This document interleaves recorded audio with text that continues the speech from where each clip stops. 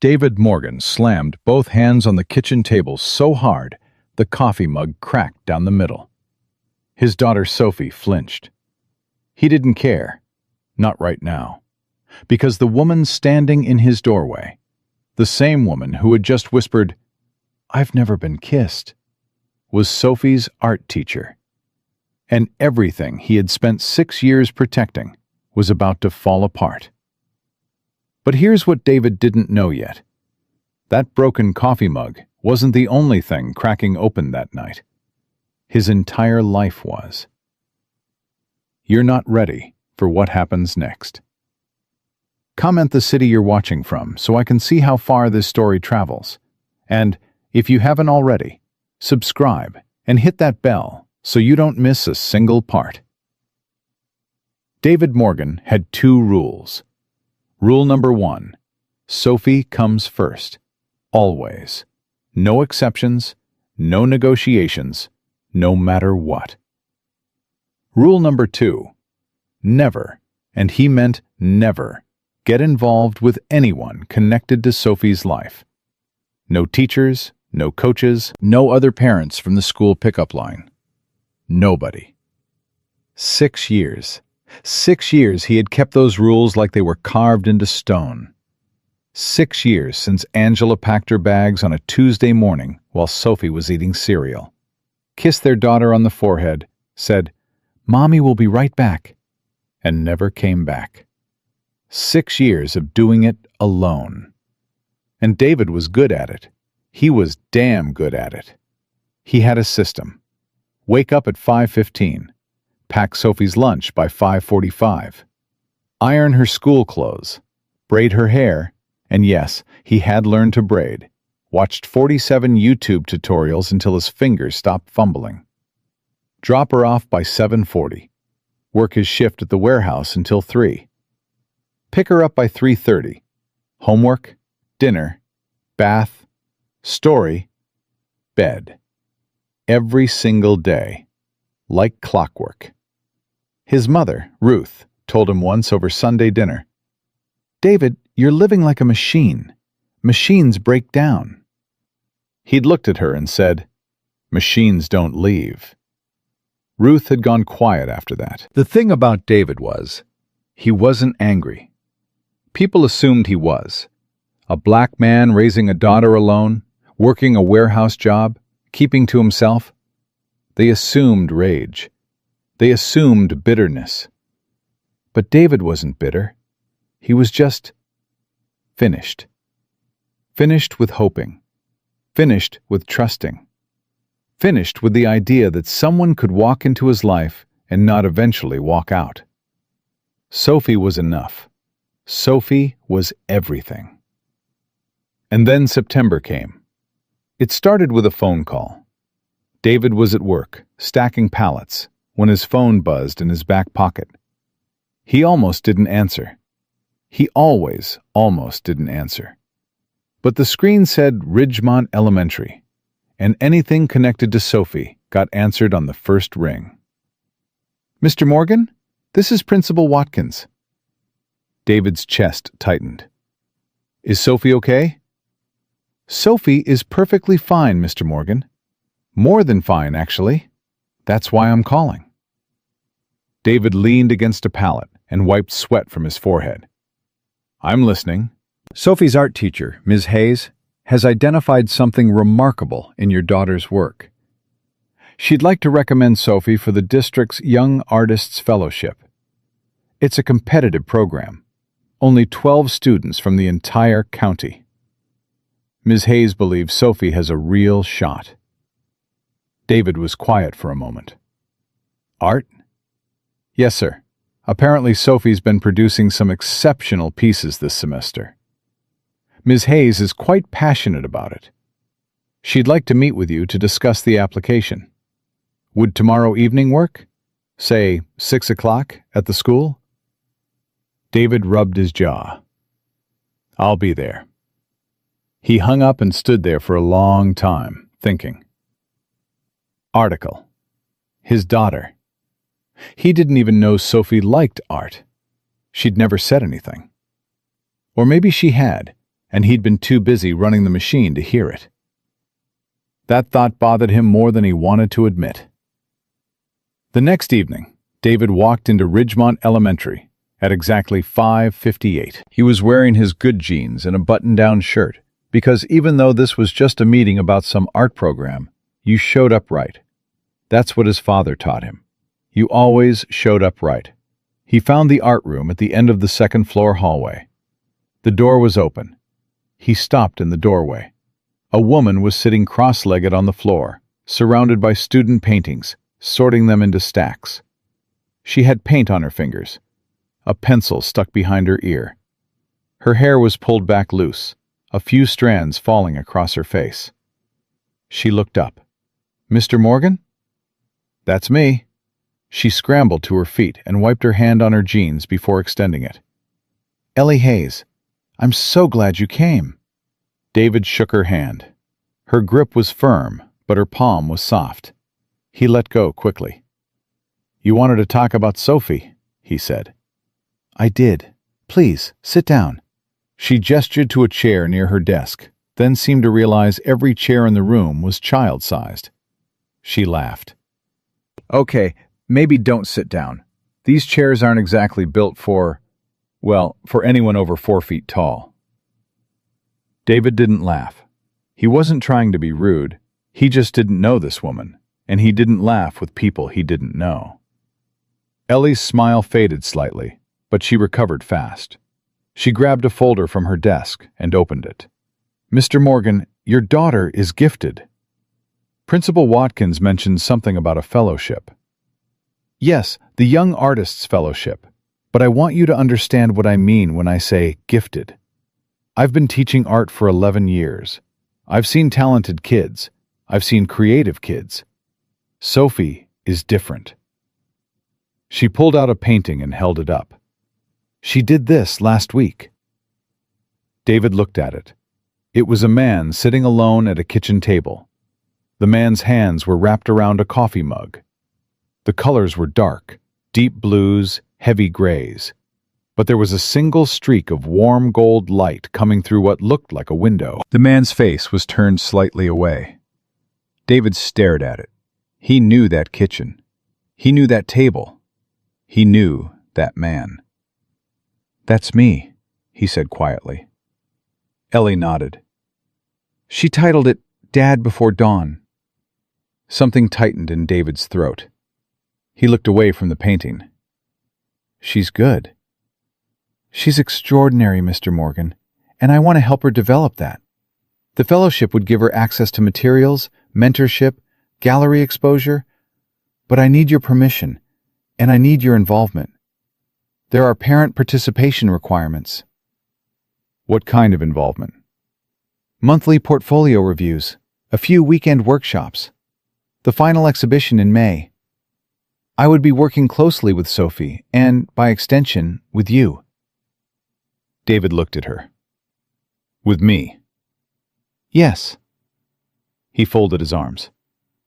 "Ms. Hayes, I appreciate what you're doing for my daughter. I do. But I need to be straight with you. I keep things simple. I keep things separate. Sophie's school life stays at school. I handle the rest." Ellie tilted her head. "Mr. Morgan, with all due respect, Sophie's art doesn't stay at school. She painted you. She painted your kitchen. Her talent lives in your house. It sleeps under your roof. Keeping it separate isn't simple. It's impossible." David opened his mouth to respond and found he had nothing to say. That had never happened before. He signed the permission form that night. Sophie nearly knocked him over, hugging him. "Daddy, are you serious? For real, for real?" "For real, for real." She squeezed him around the waist. "Miss Hayes is the best teacher I've ever had. She actually sees me, Daddy. Like, really sees me." David smoothed his hand over her braids. "I see you too, baby." Sophie looked up at him with those big brown eyes, Angela's eyes, God help him, and said, "I know you do, Daddy, but it's different when somebody else does too." That sentence hit him somewhere he wasn't prepared for. After Sophie went to bed, David sat at the kitchen table, the same table she'd painted, and stared at the signed form. He was already bending the rules. Parent involvement meant proximity. Proximity to a teacher.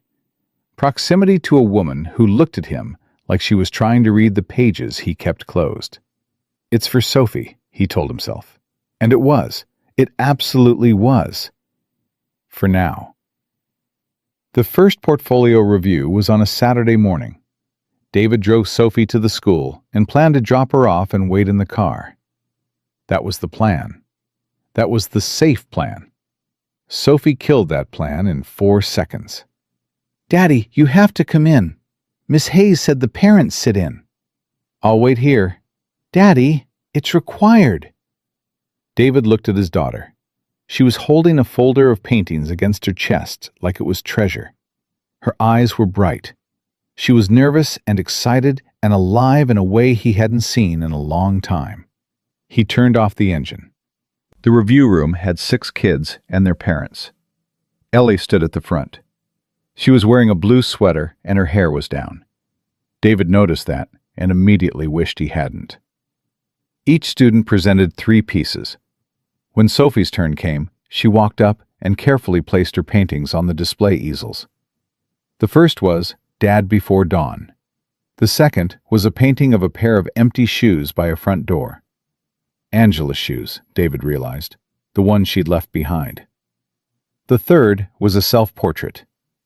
Sophie had painted herself looking into a mirror, but the reflection showed a grown woman, strong, confident, smiling.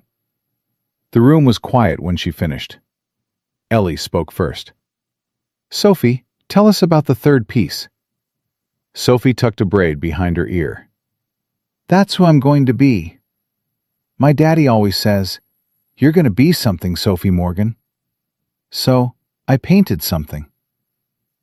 A woman in the back row wiped her eyes. The father next to David cleared his throat and looked at the ceiling. David just sat there, jaw tight, blinking hard, because he was not going to cry in a room full of strangers. He was not. After the session, Ellie approached him. "Mr. Morgan, can I speak with you for a moment?" Sophie was packing her things. David nodded and stepped aside with Ellie. "Your daughter," Ellie said, and then stopped. She pressed her hand to her chest. "I'm sorry. I do this. I get emotional." "Take your time." "Your daughter paints like someone who has been loved deeply and has learned to carry loss with grace. That kind of emotional intelligence in a 10-year-old. Mr. Morgan, whatever you've been doing, you've done it right." David looked at her, really looked at her. Her eyes were green, and they were wet, and she wasn't trying to hide it. "Thank you," he said. His voice was rough. "I mean it."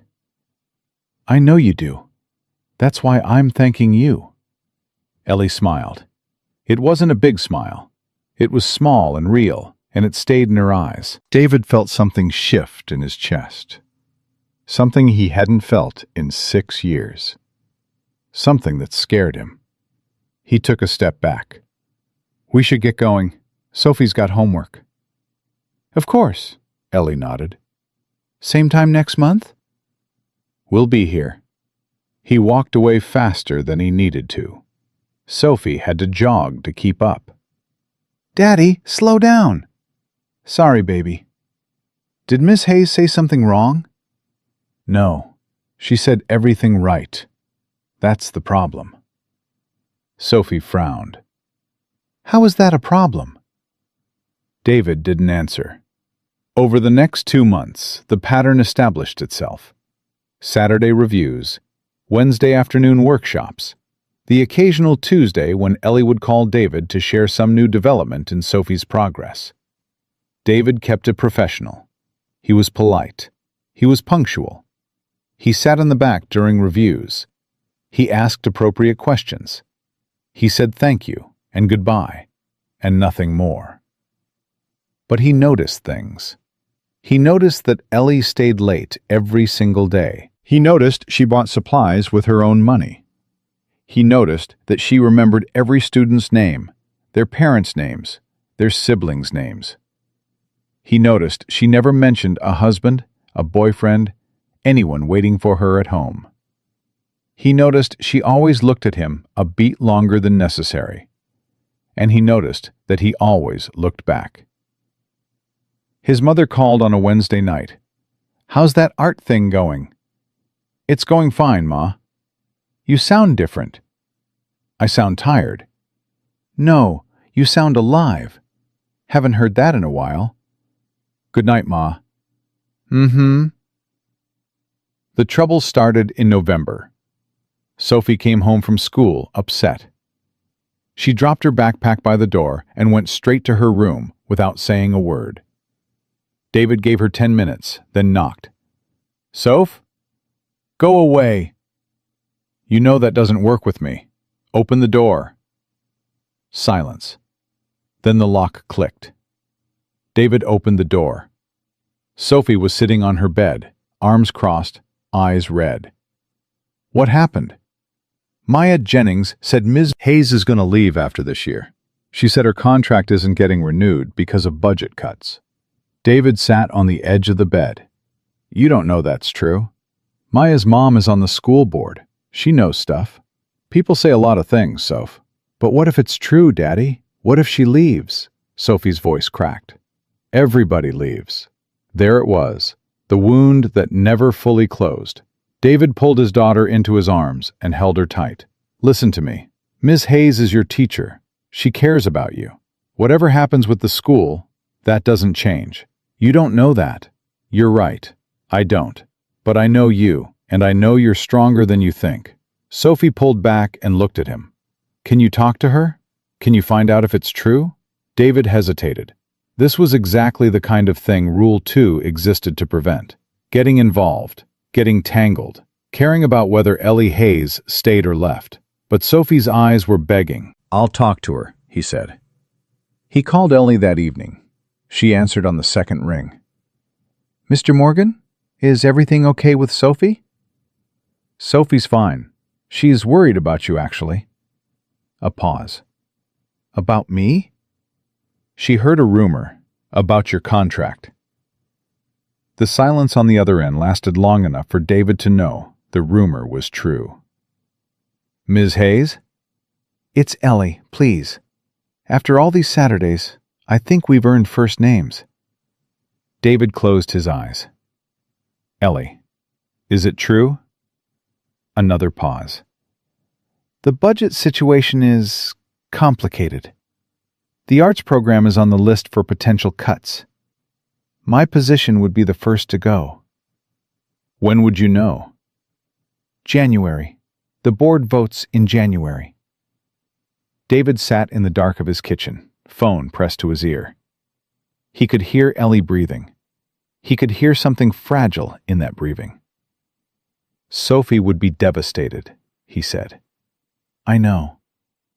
She's already lost one person who mattered to her. I can't watch her go through that again." "David." It was the first time she'd used his first name. "I'm not trying to leave. This job, these kids, this is everything to me. I don't have—" She stopped. "You don't have what?" "I don't have anything else." The way she said it, quiet, plain, without self-pity, made David grip the phone tighter. "Then we fight for it," he said. "We?" "You heard me." Over the next several weeks, David did something he had never done in his entire time as a parent. He got involved. Not just for Sophie, for the whole program. He showed up to PTA meetings he had ignored for years. He spoke at a school board hearing. He organized other parents to write letters. He told himself it was for Sophie, and it was. But it was also for Ellie, and he knew it, and that terrified him. They started talking more, not just about Sophie or the program, about everything, about nothing, about the small things that fill up a life. One night, after a particularly brutal school board meeting, Ellie called him. "Thank you for what you said tonight, about the program, about what art means for these kids." "I meant every word." "I know. That's what makes it—" She trailed off. "Makes it what?" "Difficult." David leaned back in his chair. "Why difficult?" "Because you're Sophie's father, and I'm Sophie's teacher. And there are lines." "I know about lines," David said. "I drew most of them." "Then you understand why I need to be careful." "I understand." But something in his voice said he didn't want to understand, and something in her silence said she heard it. They stayed on the phone for another 40 minutes, talking about everything except what they were both thinking. When David finally hung up, he sat in the dark for a long time. The kitchen was quiet. The house was quiet. Sophie was asleep down the hall. He looked at the chair where Angela used to sit. Empty. 6 years empty. He thought about Ellie's voice on the phone, the way it softened when she said his name, the way she laughed, surprised, like she'd forgotten she could. He thought about Rule 2. And for the first time in 6 years, he thought about what it might cost him to keep it. December came in cold, and David Morgan couldn't sleep. It had been 3 nights now. 3 nights of lying in bed staring at the ceiling, replaying the same conversation. Ellie's voice saying, "Difficult." The pause before she said it. The way the word sounded like it was carrying something heavier than its letters. He got up at 4 a.m., an hour earlier than usual, and sat at the kitchen table with a cup of coffee he didn't drink. He picked up his phone, put it down, picked it up again, scrolled to her name, put it down. "You're being stupid," he told himself. He believed it. He also didn't stop thinking about her. At 5:15, his alarm went off. The machine started. Lunch.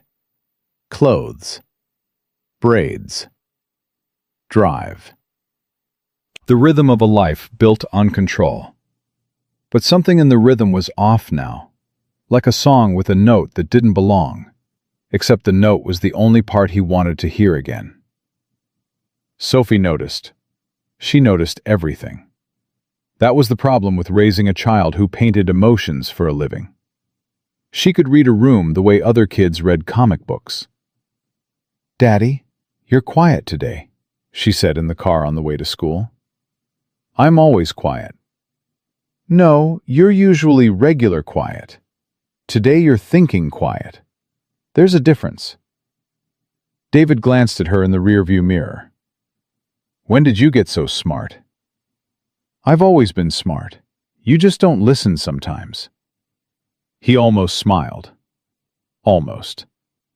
"I'm listening now." "Are you worried about the school board thing? About Ms. Hayes?" "I'm handling it, Soph." "That's not what I asked." David pulled into the drop-off lane and stopped the car. He turned around to face her. "I'm fine, you're fine, everything's fine. Go learn something."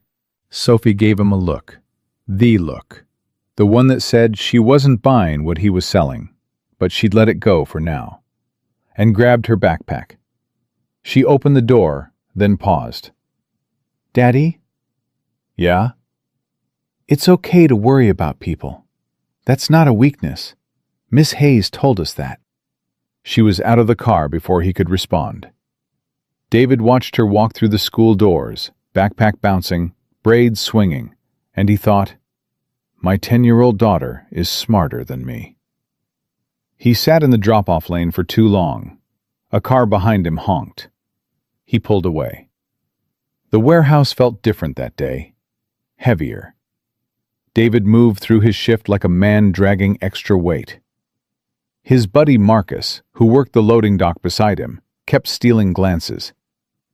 "You all right, man?" "I'm good." "You don't look good. You look like you haven't slept since Tuesday."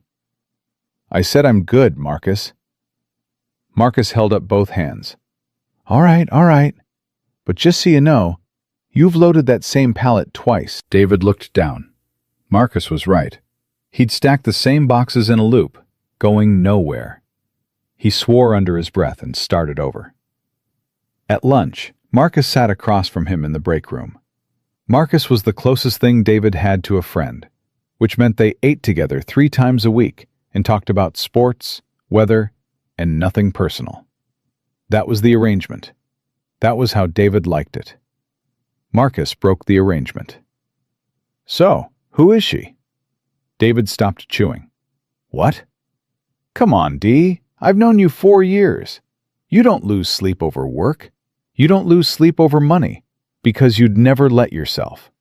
The only thing that makes a man walk around like a ghost is a woman or a death, and nobody died because you would have told me. David set down his sandwich. It's not like that. Then what's it like? She's Sophie's teacher. Marcus let out a low whistle. Oh, you're in trouble. I'm not in anything. She's Sophie's teacher. That's it. And you're sitting here at lunch looking like somebody stole your truck because she's Sophie's teacher. That's it. David didn't answer. Marcus leaned forward. Dee, listen to me. I've watched you for 4 years. You come in, you work, you go home. You don't go out, you don't date, you don't do anything for yourself. I respect it. I respect what you're doing for Sophie. But brother, you are a human being. Human beings need more than a schedule. Sophie needs stability. Sophie needs a father who's alive, not just functioning. Alive. David looked at Marcus for a long time. You done? I'm done. Good, because you're wrong. Marcus shook his head and went back to his sandwich. But before he left the table, he said one more thing. I'm not wrong, and you know I'm not. That's why you're mad. David threw his sandwich in the trash. He wasn't hungry anymore. That afternoon, he picked up Sophie from school and found Ellie standing in the pickup lane. She was talking to another parent, but when David's car pulled up, she looked over. Their eyes met through the windshield. She raised her hand in a small wave. David nodded back. That was it. A wave and a nod. 5 seconds. Nothing. It stayed with him for the rest of the night. After dinner, Sophie was working on a new painting at the kitchen table. David was washing dishes. The house was quiet, except for the sound of water and the soft scratch of Sophie's brush. Daddy? Yeah, baby. Miss Hayes cried today. David turned off the water. What? She didn't want us to see. She went into the supply closet, but I saw. She was wiping her eyes when she came back out. David dried his hands slowly. Did she say anything? No, she just smiled and kept teaching. But her smile was the kind that isn't real. You know the kind. David knew the kind. He'd worn that kind of smile for 6 years. Why was she crying? He asked. I don't know. Maybe because she might have to leave. Maybe because she's sad and she doesn't have anyone to tell. Sophie said it like a simple observation, but it landed in David's chest like a stone dropped into still water. Go finish your painting, Soph. Are you going to call her? Go finish your painting. Sophie looked at him, then looked back at her canvas. She dipped her brush in blue. Dark blue. The kind of blue she used when she was painting lonely things. David watched her for a moment, then went to his room and closed the door. He sat on the edge of the bed and held his phone. Ellie's number was right there. 3 taps and he'd hear her voice. He thought about what Marcus said. He thought about what Sophie said. He thought about a woman crying in a supply closet because she didn't have anyone to tell. He called. She answered on the first ring, like she'd been waiting. David? Sophie told me you had a rough day. Silence, then a shaky breath. She saw that, huh? She sees everything. Gets it from me. A small laugh. Watery. I'm fine. Really. Ellie. What? Don't do that. Do what? Tell me you're fine when you're not. I've done that for 6 years. It doesn't work. The silence that followed was long. David could hear her breathing change. He could hear the moment she stopped holding it together. The board moved the vote up, she said. It's not January anymore. It's December 18th, 2 weeks from now. And I got a call from Principal Watkins today. He told me to start preparing my students for a transition. He said those words, prepare them for a transition. Like I'm a phase they need to get through. That's not what you are. Then what am I, David? Because right now I feel like I'm standing in a room full of kids who trust me, and I'm about to become another person who walked out of their lives. David heard the crack in her voice. He heard the anger underneath it. And he heard something else. Something that mirrored his own deepest fears so precisely it made his skin prickle. You're not walking out, he said firmly. You're being pushed. There's a difference. Does it matter? To a 10-year-old, does it matter? She was right. To Sophie, it wouldn't matter. Gone was gone.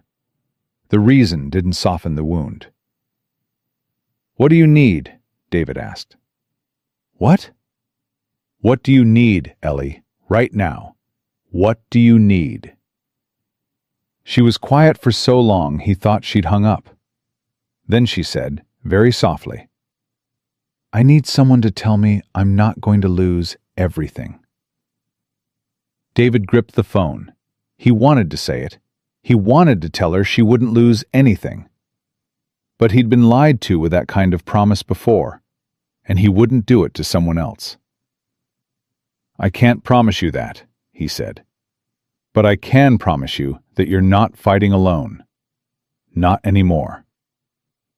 He heard her exhale, long and slow, like she'd been holding her breath for years. David Morgan, she said, you are nothing like what I expected. What did you expect? Someone who would drop Sophie off and disappear. Someone who would sign the forms and never show up. Every year I have parents like that. I expected you to be one of them. And now? Now you're the one who shows up, every time, for everything, and I don't know what to do with that. You don't have to do anything with it. That's the problem. I want to. The words hung in the air between them. David felt them pressing against every wall he'd built. He could feel Rule 2 bending, not breaking yet, but bending in a way that meant the break was coming. We should focus on the board vote, he said, pulling back. I've been talking to parents. I think we can get enough people to show up. David, 2 weeks. We focus on the vote, we save the program, we save your job. Everything else can wait. She was quiet again. Then, okay, everything else can wait. They both knew what everything else meant, and they both knew it wasn't going to wait. The next 2 weeks became a campaign. David had never organized anything in his life. He was a warehouse worker. He loaded boxes. He drove a truck that was 12 years old. He was nobody important. But when David Morgan decided to fight for something, he became a force that surprised even himself. He called every parent in the art program. He went door to door in the neighborhood, something he hadn't done since Angela left, and the neighbors brought casseroles he never asked for. He stood in grocery store parking lots and talked to strangers about why art education mattered. Marcus watched him come to work exhausted and leave work fired up. One morning, Marcus just shook his head and said, "Brother, you've got it bad." "This is about Sophie." "Sure it is. And the other kids in the program." "Absolutely. And the school." "Keep going. You'll run out of excuses eventually." David threw a roll of packing tape at him. Marcus caught it and laughed. The truth was somewhere in between. It was about Sophie. It was about the program. But every evening when David sat at the kitchen table making phone calls and organizing letters, the person he was really thinking about was Ellie. The way she looked when she talked about her students. The way she fought for those kids with everything she had. The way she called him every night now, not because she needed to, but because she wanted to. Their phone calls got longer. An hour. Then 2. Then David would look at the clock and realize it was midnight, and he had to be up in 5 hours, and he didn't care. They talked about the board vote. They talked about Sophie's latest painting. They talked about Ellie's childhood, growing up in a small town in Vermont, the only daughter of a librarian and a mail carrier. They talked about David's father, a man who worked 3 jobs and still made it to every one of David's baseball games. "He sounds wonderful," Ellie said. "He was. He died when I was 22. Heart attack. Just dropped at work one day. No warning." "I'm sorry." "He would have liked you." The words came out before David could stop them. He closed his eyes and pressed his fist against his forehead. "David? Forget I said that." "No." "Ellie." "No, I'm not going to forget you said that. I'm going to remember it for a very long time." David rubbed his face. "This is getting complicated." "It's been complicated since September." He couldn't argue with that. The night before the school board vote, David was sitting in his kitchen going over his speech. He'd never given a speech before. He'd written it on a legal pad, crossed things out, rewritten them, crossed them out again. The pad looked like a crime scene. His phone rang. Ellie. "Are you nervous?" she asked. "I don't get nervous." "Liar." He laughed. An actual laugh. It came out of him like something that had been locked in a closet and finally found the door. "Okay, I'm a little nervous." "Can I tell you something that might help? Or might make it worse?" "Go ahead." "When I was in college, I had to give a presentation in front of 300 people. I was terrified. My professor told me something I've never forgotten. She said, 'You're not speaking to convince them. You're speaking to let them see what you already know is true.'" David looked down at his legal pad. "That's good." "You already know the truth, David. You know what that program means. You know what it's done for Sophie. You just have to let them see it." "What if they don't care?" "Then they don't deserve to be making decisions about children's lives. But you'll have said what needed to be said, and that matters." David was quiet for a moment. Then he said, "Ellie, why are you alone?" The question surprised both of them. "What do you mean?" she asked carefully. "I mean, you care about people this much. You fight this hard. You notice things. You remember things. How is someone like you alone?" The pause that followed was the longest of any of their conversations. David could feel it filling with something heavy and unnamed. "I've always been alone," she said. "Not in a sad way. I never learned how to be close to people. Not in that way. My parents loved me, but they were quiet people. Private. We didn't hug much. We didn't say, 'I love you' out loud. It was always implied, never spoken. And when I got older, I didn't know how to bridge that gap." "What gap?" "The gap between caring about someone and letting them know. I can do it with my students. I can do it in a classroom. But outside of that, I freeze. I've gone on maybe 5 dates in my entire life. They all ended the same way. The person would lean in, and I would pull back, and they would think I wasn't interested. And I could never explain that it wasn't disinterest. It was terror." David listened. He didn't interrupt. He didn't try to fix it or explain it away. "I'm 34 years old," Ellie continued, her voice very quiet now, "and I have never, There are experiences that most people have by the time they're 16 that I have never had. And every year that passes, it gets harder to admit, because people look at you like something is wrong with you, like you're broken. You're not broken. You don't know that. Yeah, I do. Because broken people don't fight like you do. Broken people don't stay late every day buying paint with their own money. Broken people don't call a man they barely know at midnight because they care about his daughter's future. You're not broken, Ellie. You're just careful. And there's nothing wrong with careful. She didn't say anything for a long time. David could hear her breathing. It was uneven. David? Yeah? Thank you for not making it weird. Making what weird? What I just told you. Most people hear that and they either pity you or they try to fix you. You just heard me. That's all anyone really wants. Yeah, it is. They stayed on the phone for another hour, but the conversation shifted to lighter things. Ellie told him about a student who tried to paint the principal's bald head and got sent to the office. David told her about Marcus and the packing tape incident. They laughed. They talked over each other. They fell into a rhythm that felt dangerous and wonderful at the same time. When they finally said goodnight, David sat alone in his kitchen.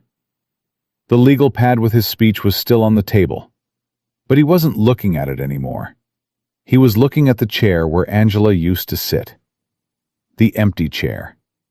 6 years of emptiness. For the first time, the emptiness felt like a question instead of an answer. The school board meeting was packed, standing room only. David had never seen so many parents in one place for something that wasn't a bake sale or a basketball game. He sat in the front row with Sophie on one side and his mother Ruth on the other. Ruth had insisted on coming. "If my son is giving a speech, I'm going to be there," she'd said. "I didn't raise you to fight alone." Ellie was in the second row. She'd nodded at him when he walked in. Professional. Proper. A teacher acknowledging a parent, nothing more. But her eyes told a different story. The board members sat behind a long table, looking bored. They'd already heard 3 presentations about budget allocation. The art program was item number 7 on the agenda. When they called item 7, David stood up. His hands were shaking. He held the legal pad against his leg to hide it. He walked to the microphone. He looked out at the room full of faces. He found Sophie's face. She was smiling at him. She mouthed, "You got this, Daddy." He looked at Ellie. She was gripping the edge of her seat. Her knuckles were white. David took a breath. "My name is David Morgan. I'm a warehouse worker. I'm a single father. And I'm here to talk about something I didn't understand 6 months ago." He put the legal pad on the podium and didn't look at it once. 6 months ago, if you had told me that art education was important, I would have nodded politely and gone back to packing lunches. I didn't get it. I thought school was reading, math, science, things that get you jobs, things that keep you safe. He paused. The room was silent. Then my daughter showed me a painting she made. It was a picture of me, sitting at my kitchen table, alone, before dawn. She called it Dad Before Dawn. And I looked at that painting, and I saw myself the way my 10-year-old daughter sees me. And it broke my heart, and it put it back together, in the same moment. His voice cracked on the last word. He kept going. That's what art does. It doesn't just teach kids to draw. It teaches them to see. It teaches them to feel. It teaches them that what's inside them matters. And the woman who taught my daughter that, the woman who is sitting in this room right now, terrified that you're going to take her job, she is the most dedicated educator I have ever known. He looked directly at the board. You can cut the budget. You can close the program. You can save whatever money you think you're saving, but you will be taking something from these kids that no spreadsheet can measure. And I promise you, they will remember. They will remember who fought for them, and they will remember who didn't. He picked up his legal pad and sat down. Sophie grabbed his hand. His mother put her hand on his shoulder. Behind him, he heard Ellie exhale, a sound that was half breath, half sob. The room erupted in applause. 2 hours later, the board voted, 5-3. The art program stayed. Ellie's position was renewed for 2 more years. In the parking lot afterward, parents were celebrating. Sophie was running around with her friends. Ruth was talking to another grandmother about the power of showing up. David stood by his truck, alone, trying to catch his breath. It was over. They'd won. Ellie found him there. She walked up to him and stopped about 2 feet away. Her eyes were red. She'd been crying. She was still crying. "David." "Yeah?" She opened her mouth, closed it, opened it again. "I don't have words for what you just did." "You don't need words." "I do. I need you to know." She stopped. She pressed both hands to her face. "I've spent my whole life in classrooms. I've spent my whole life teaching kids to express themselves.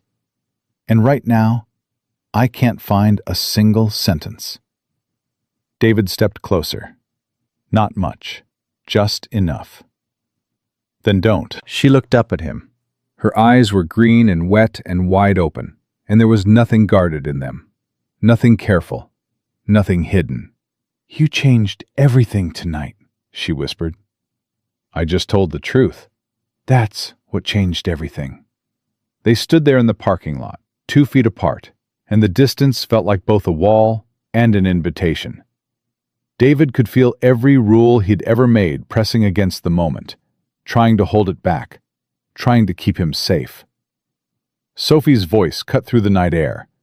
"Daddy, Grandma says she'll buy us ice cream." David blinked. He stepped back. Ellie wiped her eyes and smiled. "Go," she said. "Your daughter is calling." Ellie, "Go, it's okay. We have time." He looked at her one more time. Then he walked towards Sophie and his mother, and the promise of ice cream on a cold December night. But as he walked away, he heard Ellie say, so quietly he almost missed it, "We have time." And something in the way she said it made David Morgan believe, for the first time in 6 years, that maybe she was right. Maybe there was time. Maybe there was room. Maybe Rule 2 wasn't a wall. Maybe it was a door he'd been too afraid to open. He got in the truck. Sophie was talking a mile a minute about the vote and the applause and how proud she was. Ruth was humming in the back seat, a satisfied smile on her face. David drove through the cold December streets, his daughter's voice filling the car, his mother's humming filling the silence, and Ellie Hayes filling every thought he tried not to have. His phone buzzed in his pocket at the first red light. He didn't look. He didn't need to. He knew who it was. He knew because when the light turned green and he pulled away, he was smiling. And he couldn't remember the last time that had happened. Christmas was 5 days away, and David Morgan was standing in aisle 9 of a craft supply store he didn't know existed until an hour ago, holding 2 different sets of oil pastels and understanding neither one. Sophie had asked for art supplies. Specifically, she'd asked for Sennelier oil pastels. "The ones Miss Hayes uses, Daddy, the real ones." And David had said, "Sure," without knowing what he was agreeing to. Now he was staring at price tags that made his warehouse paycheck flinch. He picked up the larger set, $96, for pastels. He put it down, picked up the smaller set, $48. Still a punch to the gut, but a softer one. His phone rang. "You're at the craft store, aren't you?" Ellie's voice was amused. How did you know that? Because Sophie texted me 20 minutes ago and said, "My daddy is going to need help." Her exact words. David shook his head. That girl has no loyalty. Ellie laughed. Get the 48 set. It's the same quality, just fewer colors. She can mix the ones she needs. That's actually better for her development. You could have just told me that before I drove across town. Where's the fun in that? David found himself smiling. He was doing that more now. Smiling. It still felt unfamiliar, like wearing a shirt that didn't quite fit yet, but was getting closer. Thank you, he said. Merry Christmas, David. Merry Christmas, Ellie. He hung up and bought the 48 set. And then, without thinking about it too hard, because if he thought about it, he'd talk himself out of it. He walked 3 aisles over and bought a set of professional watercolor brushes. The expensive kind. The kind a teacher who spent her own money on supplies would never buy for herself. He asked the cashier to wrap it separately. Christmas morning, Sophie tore through her gifts like a small hurricane. The pastels made her scream so loud the neighbor's dog started barking. She hugged David, smearing tears on his shirt, and immediately set up at the kitchen table to try every color. Ruth came over for dinner. She brought ham, collard greens, mac and cheese, and a look that said she had something on her mind. David knew that look. He'd been dodging that look since he was 14. After Sophie fell asleep on the couch, clutching her new pastels, Ruth cornered David in the kitchen. So what, Ma? Don't so what me, David Allen Morgan. I've been watching you for the past month. You're different. Different how? You're lighter, like somebody took a brick out of your pockets. David dried a plate and said nothing. Is it the teacher? Ruth asked. Her name is Ellie. Oh, so she has a name now. She's always had a name, Ma. Ruth leaned against the counter. Baby, I'm not trying to push you. Lord knows I've watched you build walls high enough to keep out the entire world. And I understood why. What Angela did, that would break any man. But you didn't break. You locked yourself up instead. And sometimes, I think that's worse. David set the plate down harder than he meant to. Ma, let me finish. I've earned that much. Ruth's voice was firm, but her eyes were soft. I see how you talk about this woman. I see how you look when your phone buzzes. I saw you at that school board meeting, standing up in front of all those people, shaking like a leaf, but doing it anyway. You didn't do that just for Sophie. You did it for her. I did it for the program. You did it for Ellie, and that's okay, David. That's not a betrayal. That's not a weakness. That's a man remembering he has a heart. David gripped the edge of the counter. His jaw was tight. His eyes burned. What if she leaves, Ma? What if I let her in and she leaves? Like Angela. What if Sophie gets attached and she disappears? Ruth walked over to him. She put her hand on his face, the way she had when he was a boy, and the world felt too big. What if she doesn't? David looked at his mother. She was 67 years old. She had buried a husband, survived a son's heartbreak, and helped raise a granddaughter. She had earned every word she spoke. I'm scared, David said. He'd never said that to anyone, not once in 6 years. Ruth pulled him down and kissed his forehead. Good. That means it matters. The day after Christmas, David drove to the school. It was closed for break, but he knew Ellie would be there. She'd mentioned she was using the break to reorganize the art room. She was always at the school. It was the only place she seemed to feel at home. He found her in the art room, exactly where he expected. She was kneeling on the floor, sorting canvases, her hair pulled up in a messy knot, paint on her hands, same as the first time he'd seen her. He knocked on the open door.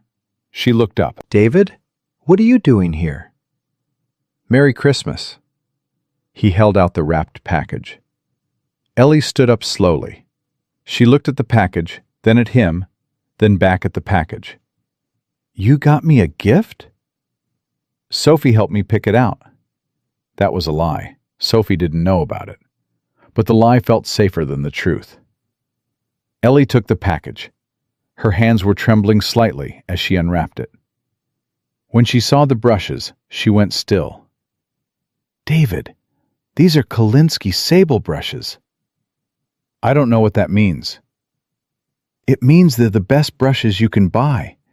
It means I've wanted these for 10 years and never bought them because I couldn't justify spending that kind of money on myself."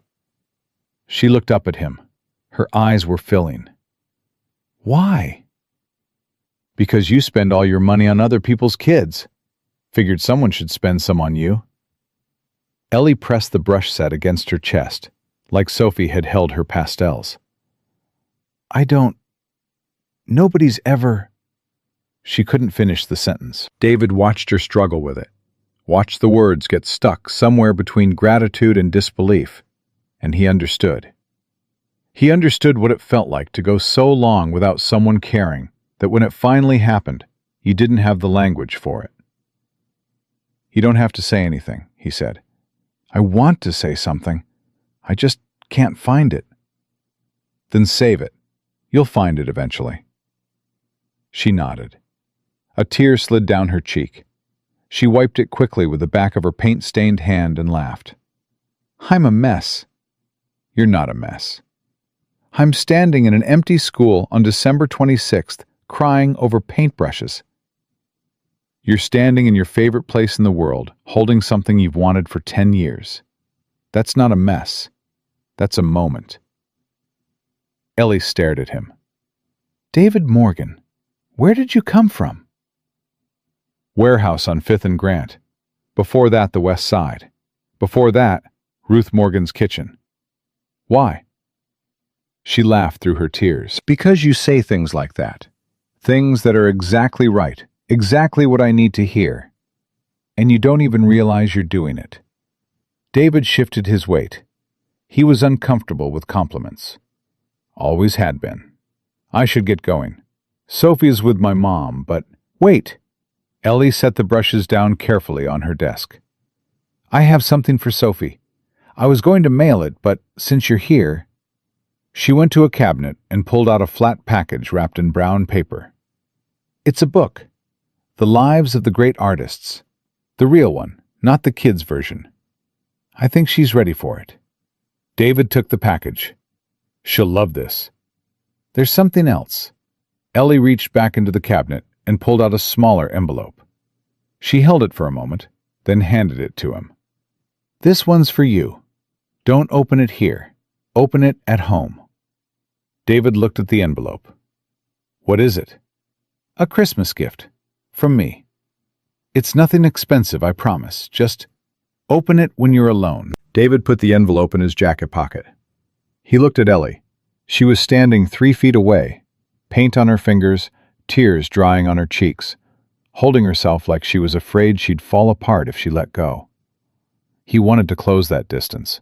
Every part of him wanted to close it. 3 feet. That's all.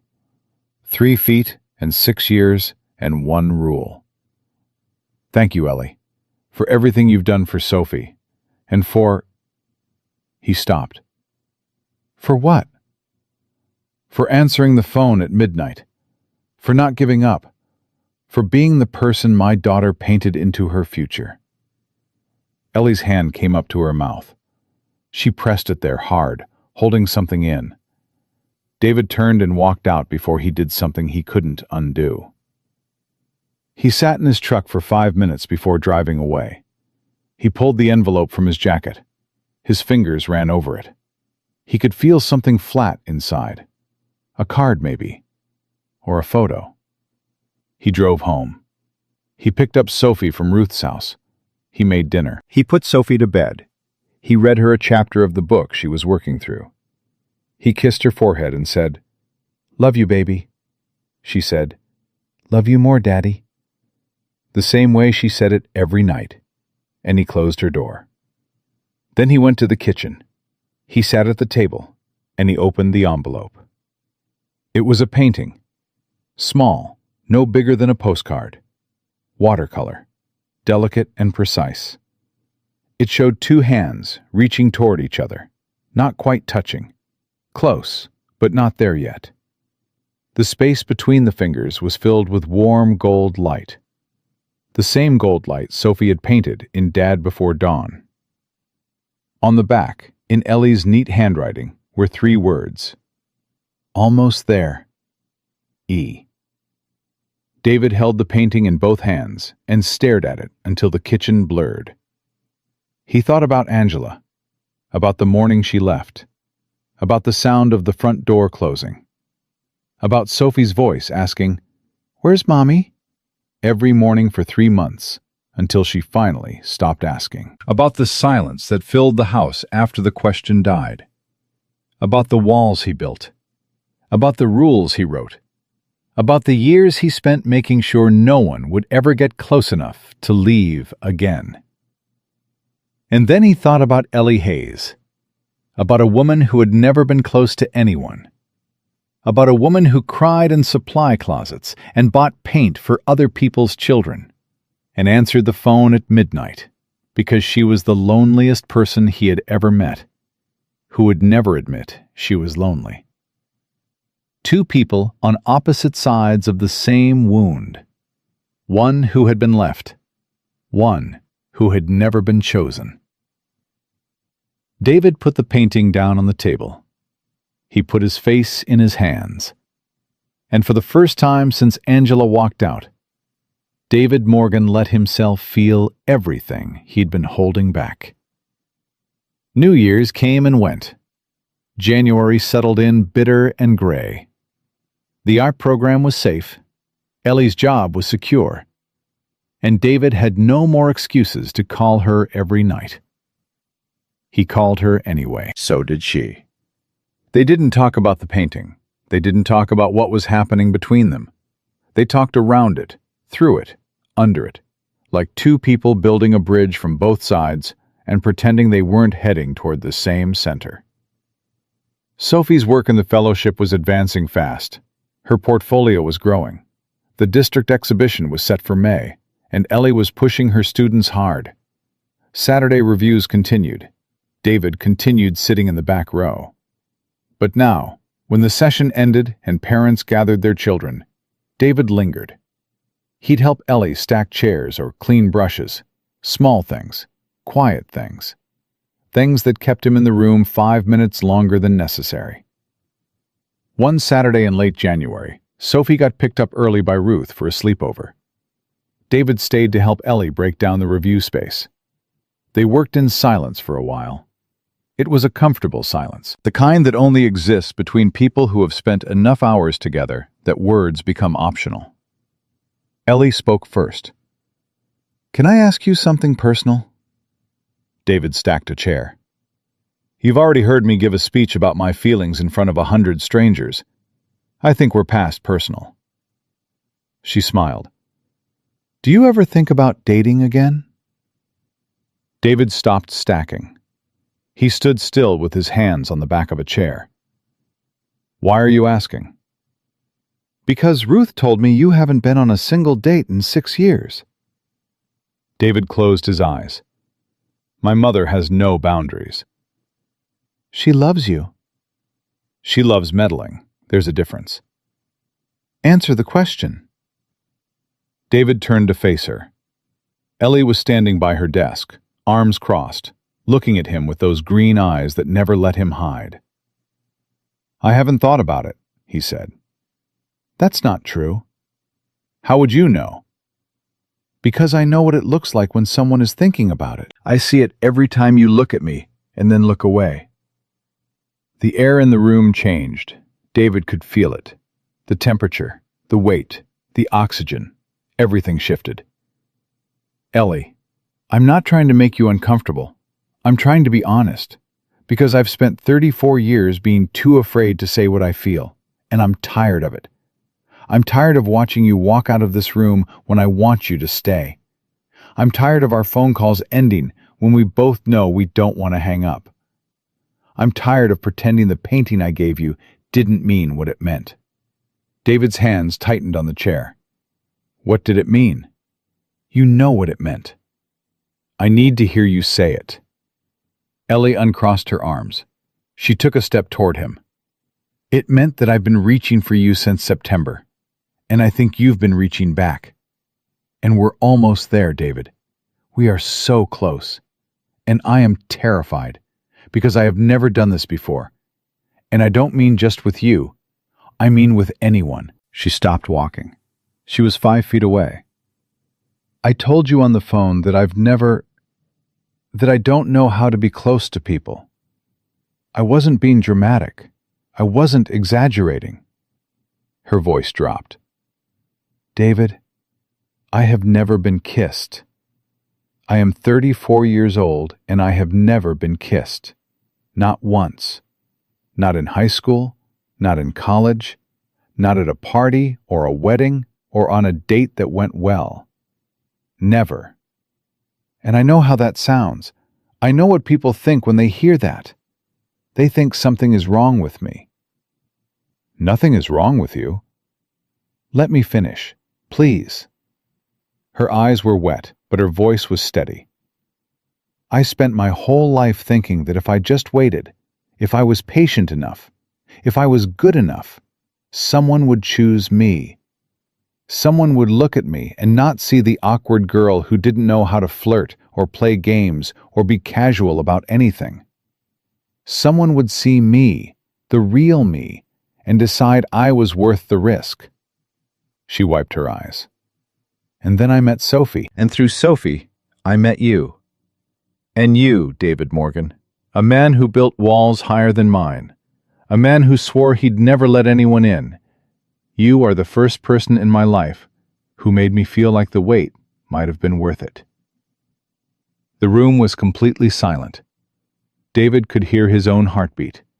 He could hear hers. Or maybe he was imagining it. But he could hear something alive and urgent in the space between them. 5 feet, he said. What? You're standing 5 feet away from me. You gave me a painting of 2 hands that were almost touching, and you're standing 5 feet away. Ellie looked down at the floor between them, looked back up at him. I'm scared. I know. So am I. You don't look scared. I look like my father taught me to look. Steady, controlled, put together. Doesn't mean I'm not shaking inside. Ellie's breath caught. Are you? I've been shaking since September. Neither of them moved. The 5 feet between them felt like an ocean. David could feel Rule 2 screaming in the back of his mind. He could feel every protective instinct he'd built, every wall, every lock, every alarm. He could feel 6 years of discipline shouting at him to turn around, walk out, go home, protect himself, protect Sophie, keep the machine running. And then he thought about what Ruth said on Christmas. What if she doesn't leave? And he thought about Ellie's painting. 2 hands, almost touching, almost there. And he thought about Sophie, his brilliant, perceptive, brave daughter, who had painted a version of herself as a grown woman, strong, confident, smiling, and called it her future. David let go of the chair. He took 1 step, then another, then another. Each step was a rule breaking. Each step was a wall coming down. Each step was 6 years of fear losing its grip on a man who had forgotten he was allowed to want something for himself. He stopped in front of Ellie, close enough to see the paint smudge on her left cheekbone. Close enough to see the pulse jumping in her throat. Close enough to feel her breathing.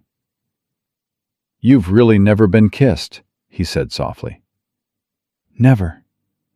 And you're telling me this, here, now. Because if I wait any longer, I'll lose my nerve. And I've spent 34 years losing my nerve. I don't want to lose it with you. David reached up slowly. He gave her time to pull back. She didn't. His hand touched her face, his thumb resting on the paint smudge on her cheekbone. She closed her eyes. A tear fell. He caught it. Ellie, Yes? I'm going to break my rule now. She opened her eyes, those green eyes, wet, terrified, hopeful, alive. Okay, she whispered. David leaned in, slowly, giving her every chance to stop it, giving himself every chance to stop it. But neither of them stopped. Neither of them pulled away. When his lips touched hers, Ellie made a sound, a small, sharp intake of breath, like someone surfacing from deep water. Her hands came up and gripped the front of his jacket, not pulling him closer, just holding on, like she needed something solid to remind her this was real. The kiss was soft, questioning, tender. It lasted 4 seconds, maybe 5, not long, not desperate, just honest. Two people who had been afraid for different reasons deciding in the same moment to stop being afraid. When David pulled back, Ellie's eyes were still closed. Her hands were still gripping his jacket. Her lips were parted slightly. Ellie? She opened her eyes. That's what it feels like, she said. I always wondered. David's chest cracked open. Not broken, just open. Wide and raw and full of something he hadn't felt since before Angela. Something he thought had been removed from him surgically. Something he told himself he'd never need again. Was it worth the wait? He asked. Ellie looked at him. She released his jacket and placed both hands flat on his chest, over his heart. She could feel it hammering. David Morgan, she said. It was worth every single day. He kissed her again, longer this time, deeper. She kissed him back with the urgency of 34 years of silence finally breaking. Her hands moved from his chest to the sides of his face. His arms wrapped around her waist and pulled her close. When they finally separated, they stood forehead to forehead, breathing hard, holding each other in an empty art room surrounded by children's paintings and the ghost of every rule David had ever made. What happens now? Ellie whispered. I don't know. Are you going to rebuild the wall? David pulled back and looked at her. He thought about it. He thought about every reason he should. Sophie, the school, the rules, the risk, the possibility of another morning where someone says, I'll be right back, and never comes back. No, he said. I'm done with walls, Ellie smiled. Not the polished smile she showed parents, not the brave smile she wore after crying in the supply closet. This was new. This was something David had never seen on her face before. It was the smile of a woman who had finally been chosen. She leaned her head against his chest. He held her. The art room was quiet. The school was empty. The world outside was cold and gray and January. But in that room, What can I do for you? I'm calling regarding a matter that was brought to my attention this morning. It involves your daughter Sophie's teacher, Ms. Ellie Hayes. David's stomach dropped. Is Ellie okay? There was a pause, a careful administrative pause, the kind that told David this wasn't a friendly call. Mr. Morgan, I prefer to discuss this in person. Would you be available to come to the district office tomorrow morning at 9? Tell me what this is about. It concerns a potential violation of the district's professional conduct policy. Specifically, the policy regarding personal relationships between faculty and parents of enrolled students. The floor seemed to tilt under David's feet. He pressed his hand flat against the pallet to steady himself. Who reported this? I'm not at liberty to say. Tomorrow at 9, Mr. Morgan.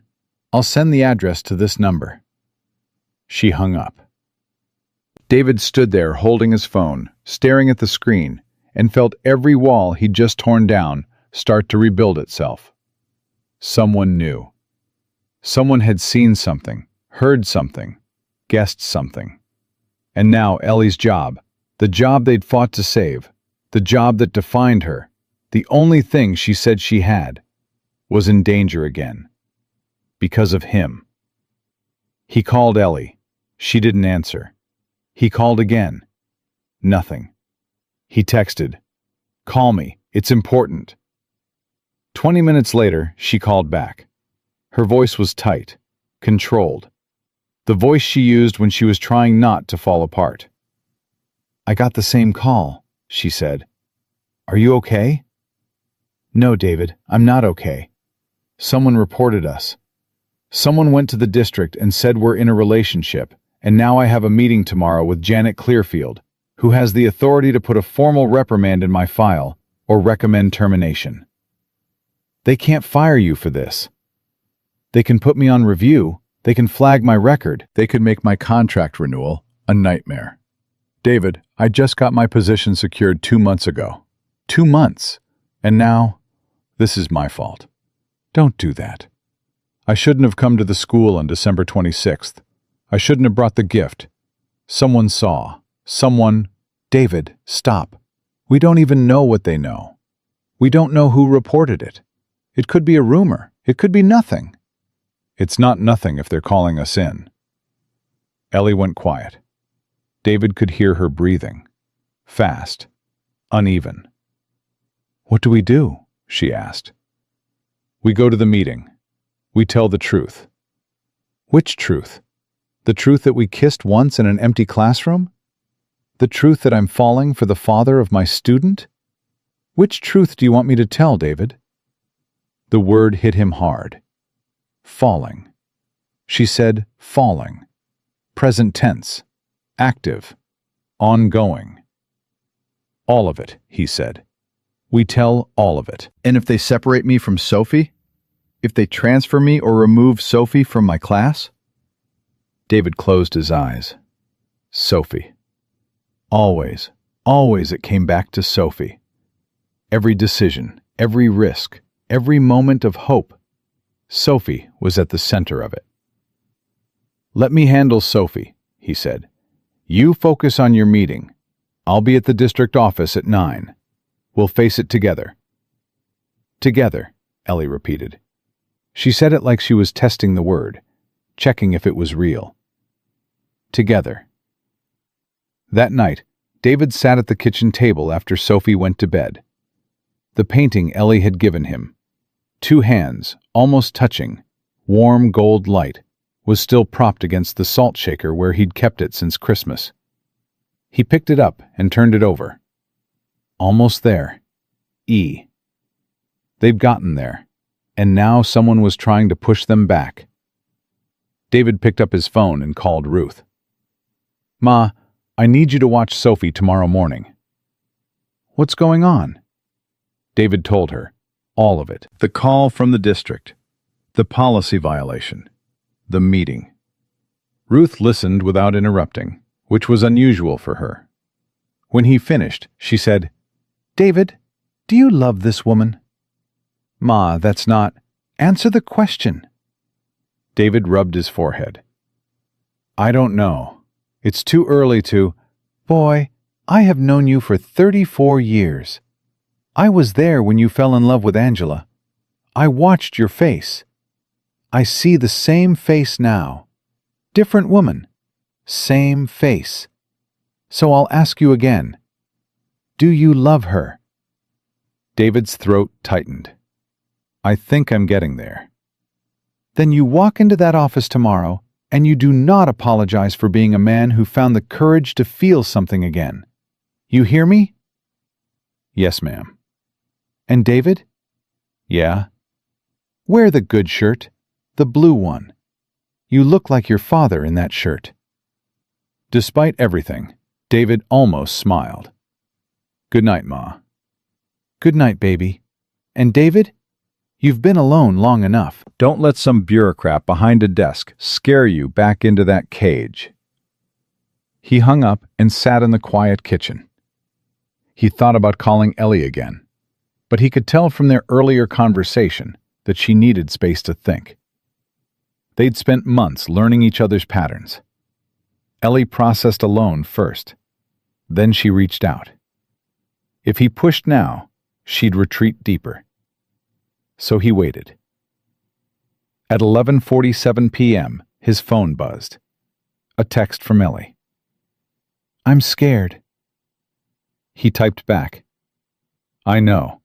Me too." 3 dots appeared, disappeared, appeared again.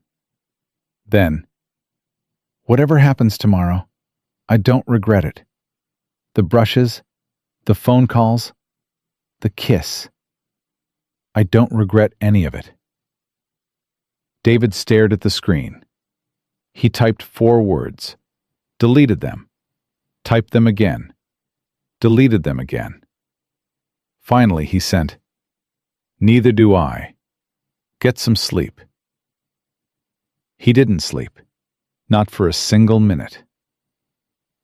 The district office was a low brick building that smelled like floor cleaner and old paper.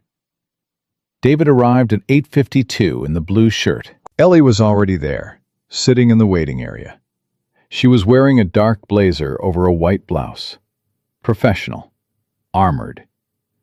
Her hands were folded in her lap, but David could see her knuckles were white. He sat down next to her. Not too close. Close enough.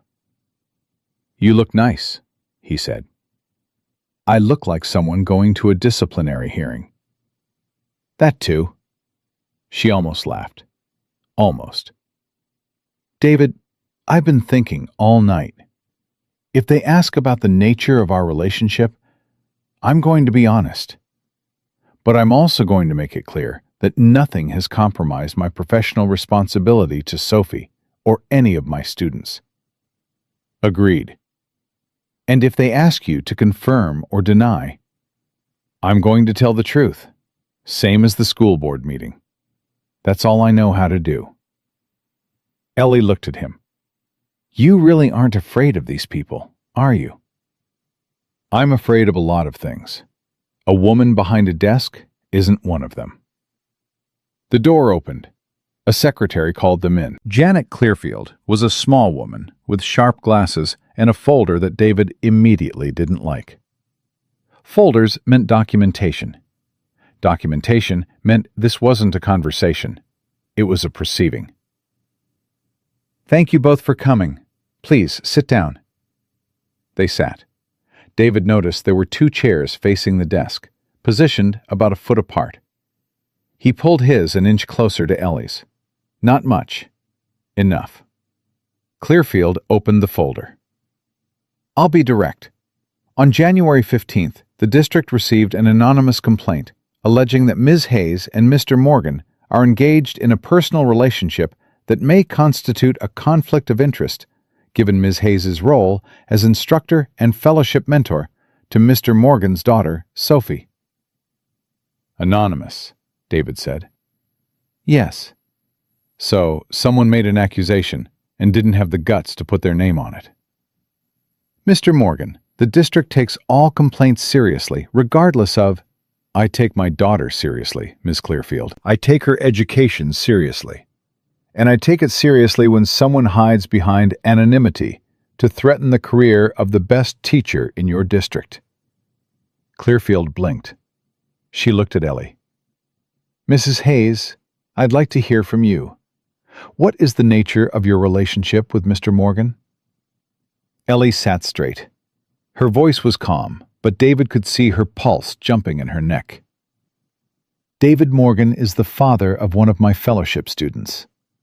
Over the course of the fellowship, we've developed a friendship. He's been an active participant in the program and was instrumental in saving the art program from budget cuts last month." "Is it only a friendship?" Ellie paused. David watched her. He could see the war happening behind her eyes.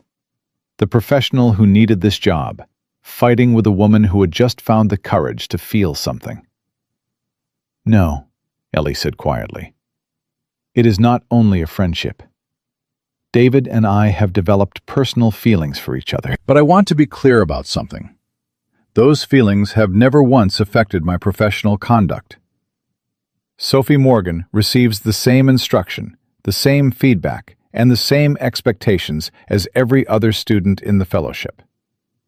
I have documentation of every evaluation, every portfolio review, every piece of feedback I've given her. There is no favoritism. There never has been. Clearfield made a note. Mr. Morgan, do you corroborate this? I do, and I'll add something. I fought my feelings for Ellie for months because of exactly this situation. I had a rule I kept for 6 years, that I would never get involved with anyone connected to Sophie's life. I broke that rule, not because I'm careless, but because Ellie Hayes is an extraordinary person and an extraordinary teacher, and pretending otherwise was the biggest lie I've ever told myself. Clearfield removed her glasses and rubbed her eyes. I appreciate the honesty from both of you. Let me explain where the district stands. We have a professional conduct policy. It doesn't prohibit relationships between teachers and parents outright. However, it does require that any such relationship be disclosed to the administration, and that measures be taken to ensure no conflict of interest exists. What kind of measures? Ellie asked.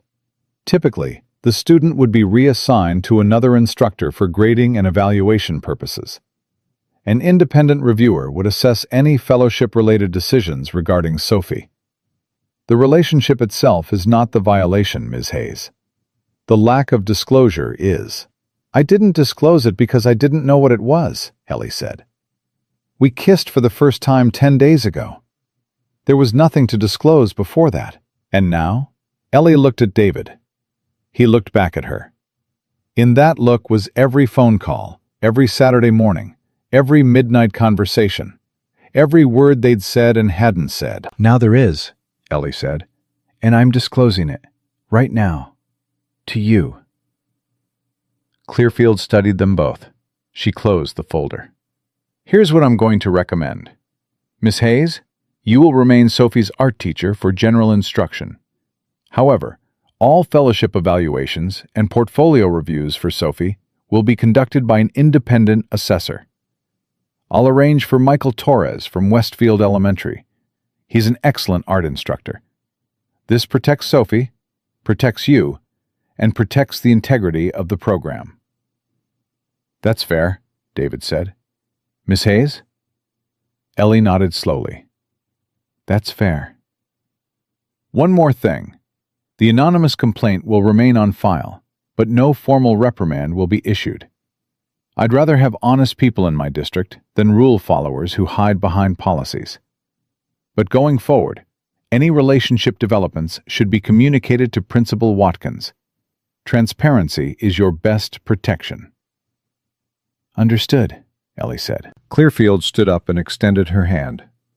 For what it's worth, Ms. Hayes, I was at the school board meeting in December.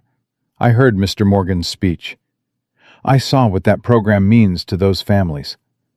The district is lucky to have you. Ellie shook her hand. Her composure held until they were out of the office, through the waiting room, and into the parking lot. Then she stopped walking, pressed her back against David's truck, and slid down until she was sitting on the asphalt. David crouched beside her. Hey, it's okay. It's over. It's not over. Someone reported us.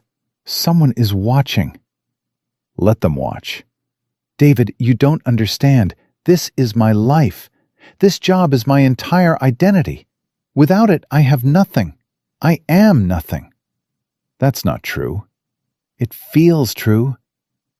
David sat down on the asphalt beside her. Two adults in nice clothes sitting on the ground of a parking lot at 9:30 in the morning. He didn't care. Ellie, listen to me. 3 months ago, I said those exact same words about my routine, my schedule, my system. I said, without it, I'm nothing. You know what Sophie said? She said Ms. Hayes told them that worrying about people isn't a weakness. You taught my daughter that. Now I'm teaching you. You are not your job. You are the person who does the job. And that person is worth everything. with or without a classroom. Ellie leaned her head back against the truck. You sound like a Hallmark card. I sound like a warehouse worker sitting on asphalt in his good shirt because a woman he cares about is having a bad day. There's a difference. She turned her head and looked at him. Mascara was smudged under one eye. Her professional armor was cracked. Underneath it, she looked exactly like the woman who had told him she'd never been kissed. Raw, real, afraid, and beautiful in the way that only vulnerability can make a person beautiful. We need to tell Sophie, Ellie said. David's stomach clenched. I know. She's going to have questions. She's going to have 100 questions. She's Sophie. What if she's not okay with it? David had thought about this. He'd thought about it every night since the kiss. Sophie came first. Rule 1. The rule he would never break. If Sophie's not okay with it, we figure it out. But I know my daughter. She loves you, Ellie. She's loved you since September. She loves me as her teacher. That's different from loving me as her father's. What am I, David? What are we? We're two people who are figuring it out. That's not an answer. It's the most honest answer I've got. Ellie closed her eyes. Okay, we tell Sophie. Tonight? Tonight. David helped her up off the asphalt. She brushed off her blazer and tried to pull herself back together. He wanted to hold her. He wanted to wrap his arms around her and tell her everything would be fine. But they were in a public parking lot outside a government building, and they'd just been reported by an anonymous complaint. So he kept his hands at his sides. Drive safe, he said. David? Yeah? Thank you for sitting on the ground with me. Anytime. She got in her car and pulled away. David stood in the parking lot watching her go, and he felt the same thing he'd felt on Christmas night when he opened the painting. That crack in his chest, that opening, that terrifying, magnificent feeling of becoming someone new. He picked Sophie up from school that afternoon. She was in a good mood, chattering about a new painting technique she'd learned. David let her talk. He let her fill the car with her energy and her excitement because he was about to say something that would change the shape of their world. And he wanted to hold on to the before for as long as he could. At home, he made her favorite dinner: baked chicken, mashed potatoes, green beans. She eyed him suspiciously. Daddy, you only make my favorite when something's happening. Maybe I just felt like cooking. You never just feel like cooking. Last time you made this was when you told me we had to put Biscuit to sleep. David winced. Biscuit was the goldfish that had lasted approximately 11 days. This is better news than Biscuit. That's a low bar, Daddy. He sat down across from her. She was holding a fork full of mashed potatoes, watching him with those eyes. Angela's eyes, his mother's instinct, and her own impossible perceptiveness layered on top.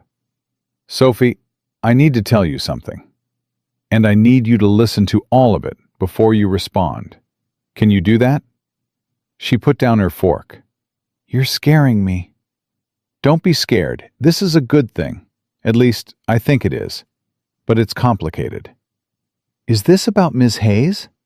David blinked. How did you... Daddy, I'm not blind. You smile different when you talk about her. You fix your hair before Saturday reviews. You never used to fix your hair for anything. David rubbed his jaw. His 10-year-old had outmaneuvered him. Again. Yes, it's about Miss Hayes. Ellie. He took a breath. Ellie and I have been getting close.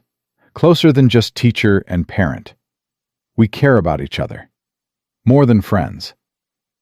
Sophie stared at him. Her face was unreadable, which scared David more than anything. Because Sophie's face was never unreadable. She was the most expressive child he'd ever known. Soph, say something. Are you going to marry her? What? No, I mean, we're not. It's very new, Sophie. We're just figuring out what it means. But you like her. Like her. Yes. And she likes you. She does. Sophie picked up her fork again. She took a bite of mashed potatoes. She chewed slowly. David sat there in agony, watching his daughter process the most important information he'd given her since he told her Mommy wasn't coming back. "Does this mean she's going to come over for dinner?" Sophie asked. "Would that be okay?" "Daddy, I've been wanting you to invite her over since October." David's mouth fell open. "What?" "I painted you at the kitchen table, alone, in the dark, before dawn. I painted it because I wanted you to see what I see every morning. My daddy, alone, waiting for the day to start because he doesn't have a reason to be excited about it." Sophie's voice was calm, but her eyes were fierce. "I showed that painting to Miss Hayes on purpose. I picked it for the portfolio review on purpose. I wanted her to see you, and I wanted you to see her seeing you." David sat back in his chair. He felt like the ground had shifted beneath him. "Sophie Morgan, did you set me up?" "I'm 10, Daddy. I don't set people up. I just created the conditions." She grinned. "Miss Hayes taught us that. She said great art creates the conditions for people to feel something they weren't expecting." David stared at his daughter. This brilliant, manipulative, astonishing child. "I don't know whether to ground you or thank you." "Thank me. Definitely thank me." "Come here." Sophie got up and walked around the table. David pulled her onto his lap, something she was getting too big for, but neither of them cared. She wrapped her arms around his neck. "Daddy?" "Yeah, baby." "I'm glad you broke your rule." "Which one?" "The dumb one." David laughed, a real, full laugh, the kind that comes from the gut and shakes the shoulders and sounds like joy being released from a cage. He held his daughter tight and laughed until his eyes watered. "One more thing," Sophie said, pulling back to look at him seriously. "What?" "If she breaks your heart, I will never paint her anything nice. Ever. That's my rule." Noted. Sophie went back to her dinner. David watched her eat. This extraordinary person he had raised alone. This child who painted lonely fathers and engineered love stories and made rules about artistic revenge. He thought about what she'd said. She created the conditions. She'd seen her father's loneliness and answered it the only way she knew how. With art. With truth. With the quiet, stubborn belief that her daddy deserved more than a machine's life. He texted Ellie under the table. "Told Sophie. She says she's been planning this since October." Ellie's response came in 3 seconds. "I knew it! That painting was too specific." David typed, "She wants you to come for dinner." A pause. Then, "When?" "Friday? I'll be there." David put his phone down. Sophie was watching him. "You're smiling at your phone, Daddy." "Eat your green beans." "You're smiling." "Sophie, you're green beans." She grinned and ate a green bean with exaggerated ceremony, never breaking eye contact. David shook his head. He was outmatched. Completely and totally outmatched. Friday came. David cleaned the house 3 times. He changed his shirt twice. He overcooked the rice and had to start over. Sophie sat on the counter and watched him with unbearable amusement. "Daddy, you're a mess." "I am not a mess." "You've wiped that counter 4 times. It's clean." "I want it to be right." "It's dinner, Daddy, not a state dinner." The doorbell rang. Sophie jumped off the counter. "I'll get it." "Sophie, wait." She was already gone. David heard the front door open. He heard Sophie say, "Hi, Miss Hayes." He heard Ellie say, "Hi, sweetheart, and when we're here, you can call me Ellie." David walked to the front of the house. Ellie was standing in the doorway, holding a bottle of sparkling cider and a small canvas. Sophie was already pulling her inside. "Is that a painting?" Sophie asked, eyeing the canvas. "It's a housewarming gift, sort of." Ellie looked at David. "Can I come in?" David nodded. She stepped inside and looked around. Her eyes moved to the kitchen table, to the chair where he sat every morning, to the spot where Angela's chair used to be, now occupied by Sophie's art supplies. "So this is where the painting lives," Ellie said softly. "The painting lives right there." David pointed to the spot on the counter where he'd propped Dad Before Dawn next to the coffee maker. Ellie walked over and touched the frame of Sophie's painting. Her fingers trembled slightly. "Sophie, this piece gets more powerful every time I see it." "I'm working on a new one," Sophie said. "It's called Dad After Dawn. Want to see?" More than anything, Sophie dragged Ellie down the hall to her room. David stood in the kitchen alone, listening to their voices. Sophie's rapid and excited, Ellie's warm and encouraging. And he felt something he hadn't felt in that house in 6 years. Fullness. The house felt full. Dinner was chaotic in the best possible way.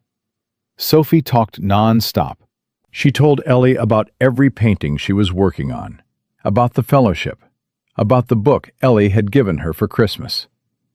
She asked Ellie about her favorite artists, her favorite colors, her favorite painting in the world. "Nighthawks by Edward Hopper," Ellie said. "Do you know it? The one with the people in the diner at night? It's lonely. That's what most people see, but I think it's hopeful. Those people found each other. They're sitting together at 3 a.m. because they'd rather be together in a diner than alone anywhere else."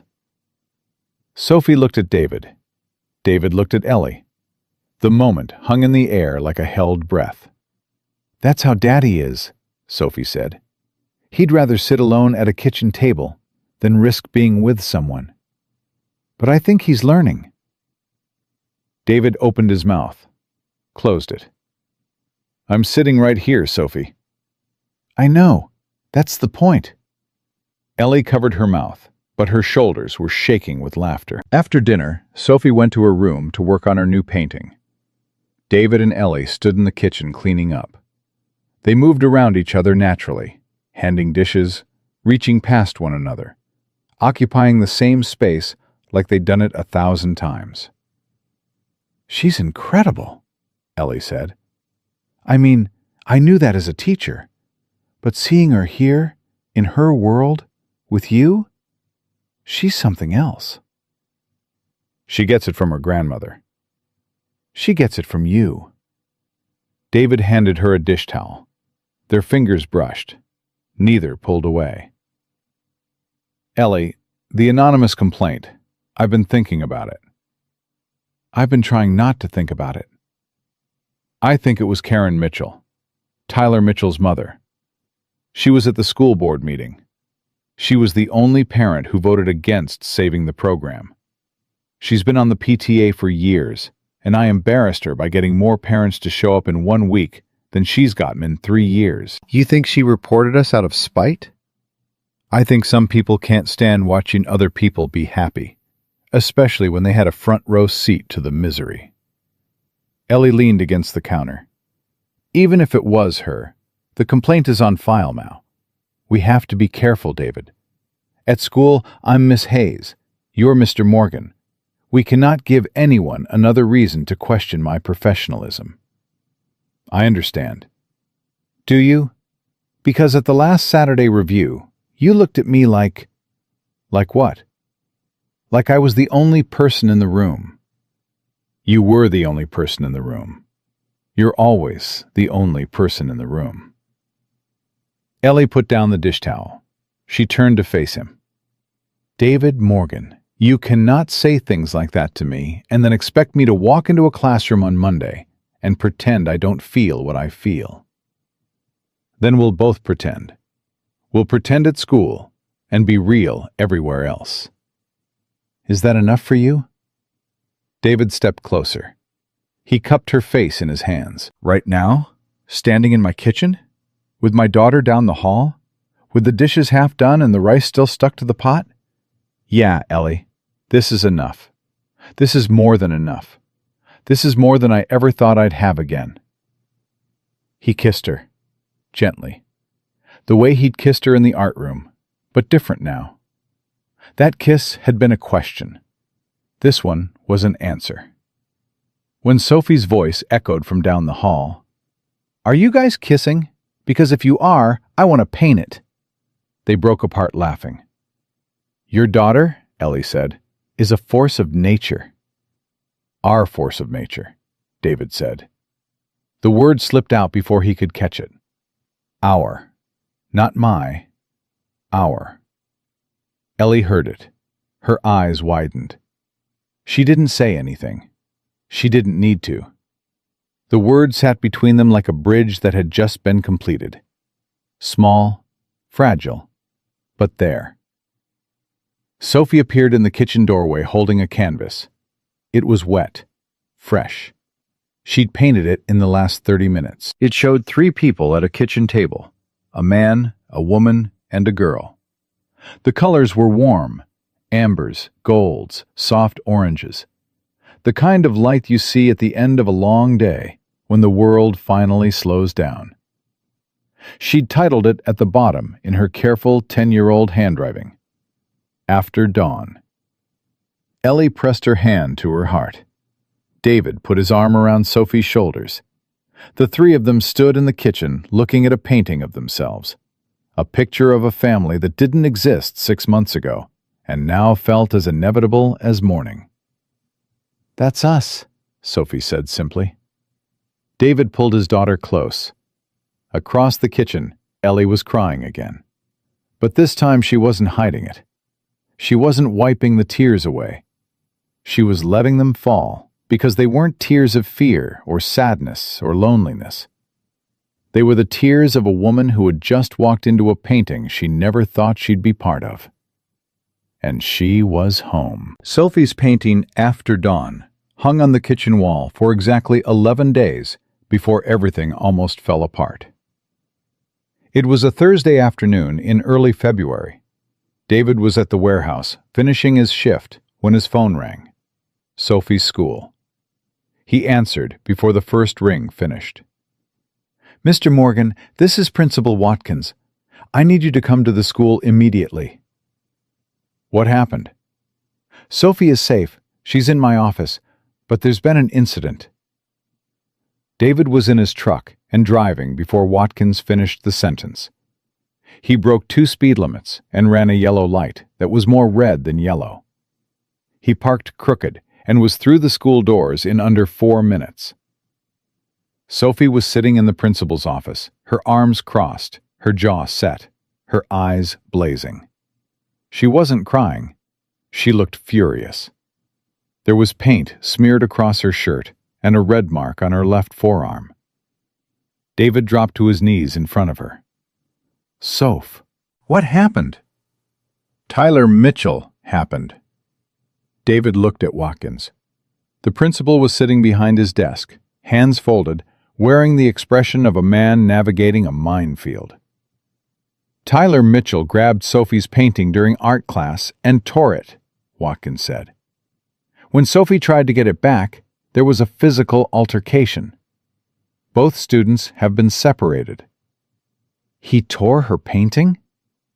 "He ripped it in half, Daddy." Sophie's voice was shaking, not with sadness, but with rage. "It was my fellowship piece, the one I've been working on for 3 weeks. He grabbed it off the easel and ripped it right down the middle and said—" She stopped. "Said what?" Sophie looked at her father. "He said my paintings only win because my daddy is sleeping with the teacher." The room went dead silent. David felt something move through him, something hot and electric and dangerous. He stood up slowly, very slowly. The kind of slowly that meant he was using every ounce of control he had. Where did he hear that? David's voice was low. Watkins shifted in his chair. Mr. Morgan, I understand your concern. Where did a 10-year-old boy learn to say that? We're investigating. I've contacted Tyler's parents. His mother, Karen Mitchell. She's the one who filed the anonymous complaint. And now her son is repeating her words in a classroom to my daughter's face while destroying her work. Mr. Morgan, I can't confirm. You don't need to confirm it. I just did. David turned back to Sophie. He knelt again and took her hands. Soph, look at me. She looked at him. Her bottom lip was trembling now. The fury was cracking, and underneath it was the thing she was really feeling. The hurt. The deep, gutting hurt of being told that everything she'd earned wasn't real. What Tyler said is a lie, David said firmly. Your paintings win because you are talented, because you work hard, because you see the world in a way that nobody else does. That has nothing to do with me. That has nothing to do with Ellie. That is yours, Sophie. Only yours. But what if other people believe it? What if they all think that? Then they're wrong, and being wrong is their problem, not yours. But Daddy, no, listen to me. You are Sophie Morgan. You painted Dad Before Dawn when you were 10 years old, and it made a room full of adults cry. You painted After Dawn, and it made your father believe in something he'd given up on. No boy, no rumor, no torn canvas can take that from you. Not ever. Sophie's face crumpled.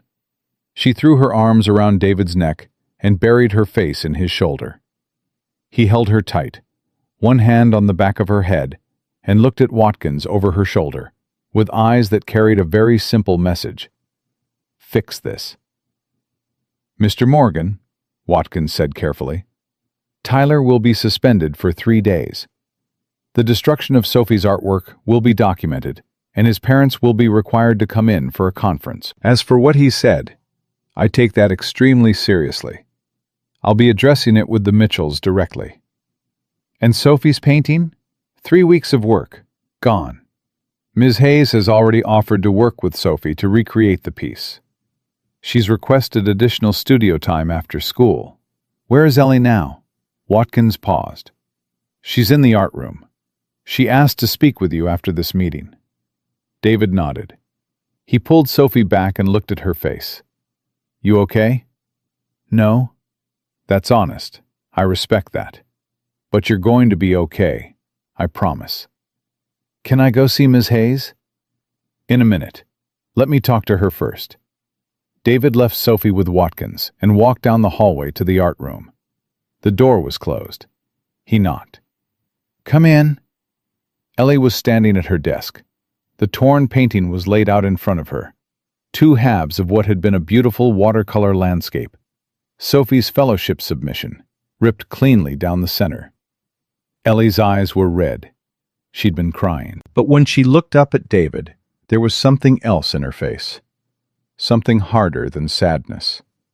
I heard what he said to her, Ellie said. I know. I was right there, David. I was 3 feet away when he grabbed the painting. I told him to stop. He looked at me and said, My mom says you're a cheater. And then he ripped it. David closed the door behind him. Ellie, this is what I was afraid of. This is exactly what I was afraid of. Our relationship is affecting Sophie. Not because of anything we did, but because of how people perceive it. And the person getting hurt isn't you or me. It's her. This isn't about us. This is about Karen Mitchell using her kid as a weapon. It doesn't matter why it's happening. It matters that it's happening. To Sophie. In my classroom. David stepped closer. What are you saying? Ellie pressed both hands flat on the desk, on either side of the torn painting. She stared at it. I'm saying that maybe we move too fast. Maybe we should... Don't. David, don't you dare finish that sentence. David's voice wasn't loud. It was quiet, controlled, and it carried every ounce of feeling he had. You are not doing this. You are not pulling away because someone made you afraid. That is the old pattern, Ellie.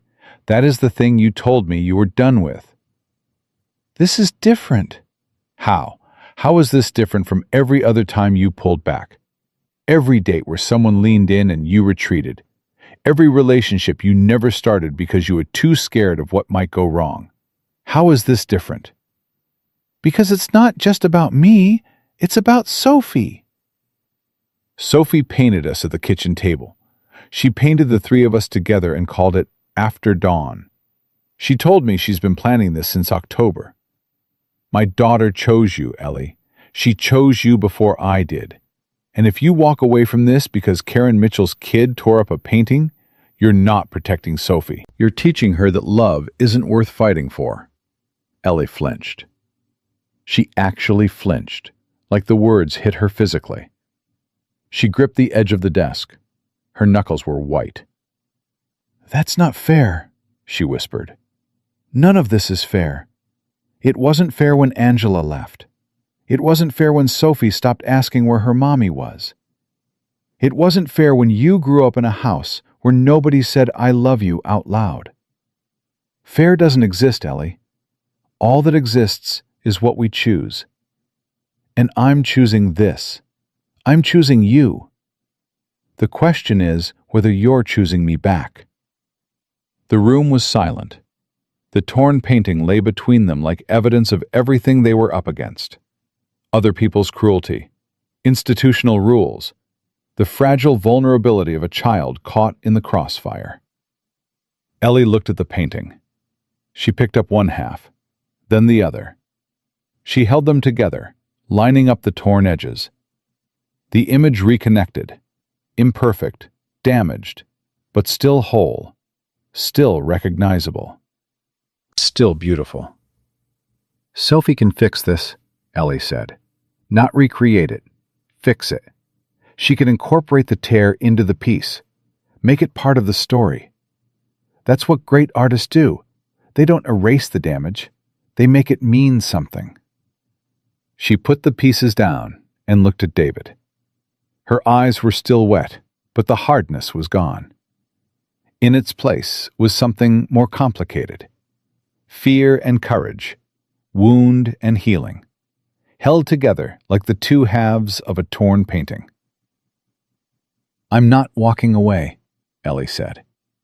I'm terrified, but I'm not walking away. David crossed the room and pulled her into his arms. She buried her face in his chest. He held her the way he'd held Sophie 10 minutes earlier. Fierce, protective, absolute. We fix it, he said into her hair. All of it. Together. Together, she said. The conference with the Mitchells happened the following week. David showed up in his blue shirt. Ruth came too, uninvited, because nobody tears up my grandbaby's painting and doesn't hear from me. Ellie was there in her professional capacity, composed and precise. Karen Mitchell walked in with her husband and Tyler. She sat down across the table and crossed her arms. She didn't look at David. She didn't look at Ellie. She looked at Watkins with the expression of someone who believed she was the victim. Watkins laid out the facts. The torn painting. Tyler's words. The pattern of behavior. Karen spoke first. My son was expressing frustration. He feels that the fellowship selection process has been unfair. David leaned forward. Your son told my daughter that her paintings only win because I'm sleeping with her teacher. He didn't come up with that language on his own, Mrs. Mitchell. I don't appreciate the implication. And I don't appreciate my daughter being attacked in a classroom. So we're even on not appreciating things. Ruth put her hand on David's arm. A calming gesture. He sat back. Ellie spoke. Her voice was steady and professional, and David could see what it cost her to maintain it. Tyler is a talented student. He has real potential. But what happened in that classroom was not about art. It was personal, and it was targeted. Sophie's work in the fellowship has been evaluated by an independent assessor since January. My personal relationship with Mr. Morgan has had zero impact on any student standing in this program. I have the documentation to prove it. Karen's eyes narrowed. So you admit there's a personal relationship? I disclosed it to the district in January, voluntarily, in full compliance with the professional conduct policy, which is more transparency than your anonymous complaint offered. The room went quiet. Karen's face tightened. Her husband looked at the table. Tyler stared at his shoes. Watkins cleared his throat. Mrs. Mitchell, Tyler's suspension stands. He will also be required to write a formal apology to Sophie. And I want to be very clear. Any further incidents of this nature, from Tyler or from any other source, will be escalated to the district level. This school does not tolerate bullying, and it does not tolerate adults weaponizing children. Karen Mitchell left without shaking anyone's hand. Her husband paused at the door, looked back at David, and mouthed, "I'm sorry." David nodded. He could see it. A man embarrassed by his wife's behavior, too weak to stop it, but decent enough to acknowledge it. After the Mitchells left, Ruth turned to David and said, "That woman has the warmth of a January sidewalk." Even Watkins almost smiled. The weeks that followed were delicate. David and Ellie were careful at school, professional, appropriate. Ms. Hayes and Mr. Morgan, polite nods in the hallway, brief exchanges at pickup. Nothing that anyone could photograph, document, or distort. But outside of school, they were building something. Ellie came for dinner every Friday. It became their ritual. Sophie would cook with David, or more accurately, Sophie would supervise David's cooking while giving instructions she'd learned from Ruth. Ellie would arrive with sparkling cider and paint-stained fingers. They'd eat together at the kitchen table, the table that used to seat one lonely man before dawn. They talked about everything, about Sophie's art, about David's job, about Ellie's childhood, about the future, carefully, cautiously, the way you approach something fragile that you desperately want to hold. One Friday night in March, Sophie fell asleep on the couch during a movie. David carried her to bed. When he came back, Ellie was standing at the kitchen counter, washing dishes, humming something soft. "You don't have to do that," he said. "I want to." He stood beside her and picked up a towel. They washed and dried in silence. The same rhythm they'd fallen into the first time, back in January.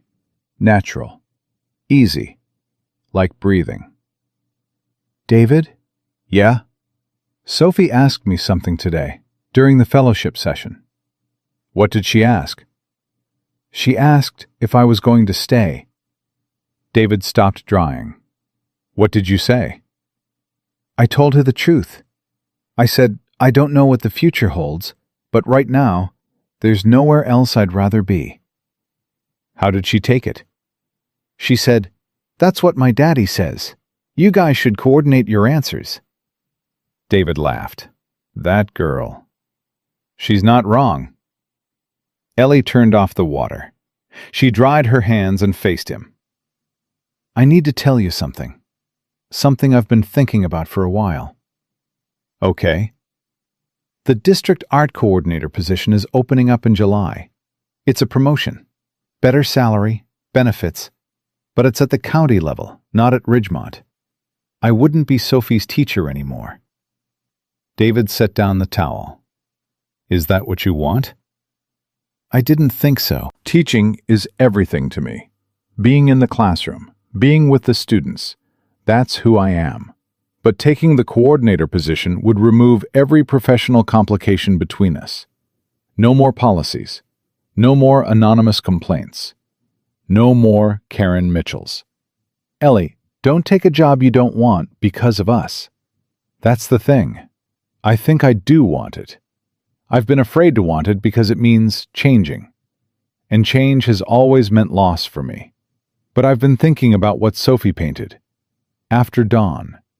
The thing that comes after the dark. Maybe this is my after. David reached over and took her hand. Then you should apply. You think so? I think you've spent 11 years giving everything to a classroom.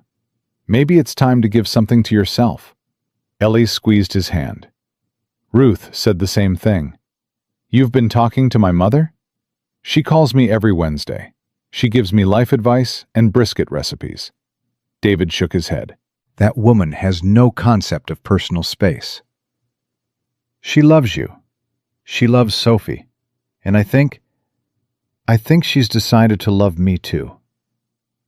Ma doesn't decide to love people.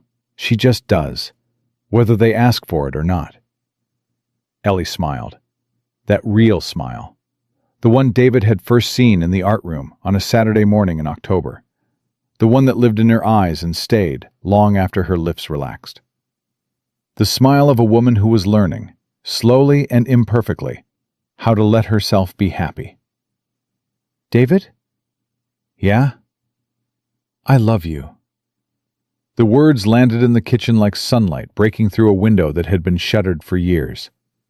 David felt them in his chest, his throat, the backs of his eyes. He felt them in the hand she was holding. He felt them in every empty space he'd been carrying since Angela left. Say it again, he whispered. I love you. Her eyes were glistening. I've never said that to anyone who wasn't a student or a parent. I've never said it to a man. I've never said it and meant it the way I mean it right now. I love you, David Morgan. I love your daughter. I love this kitchen. I love Friday nights. I love that you bought me paintbrushes because nobody else ever thought to. I love that you sat on asphalt in your good shirt because I was falling apart. I love you. David pulled her to him. He kissed her forehead first, then her cheek, then her lips. Slow and deliberate, the way a man kisses a woman when he wants her to feel every word he can't say. When he pulled back, he said, I love you too. And I didn't think I'd ever say that to anyone again. I thought that part of me was gone. You brought it back. You and your paint-stained fingers and your midnight phone calls and that damn painting of two hands that aren't quite touching.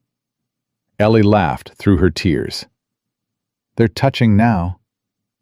Yeah, they are. Spring arrived, and with it, the District Young Artists Exhibition. Sophie had been working on her final piece for weeks. She wouldn't let David or Ellie see it. She kept it covered in her room and worked on it only when she was alone. It's a surprise, she said. For both of you. No peeking.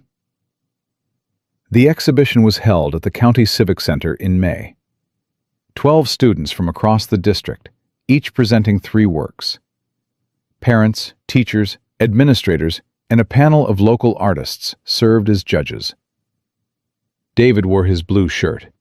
Ruth wore her church hat. Ellie sat in the audience in her capacity as a district coordinator applicant. She'd applied for the position in April and was waiting to hear back.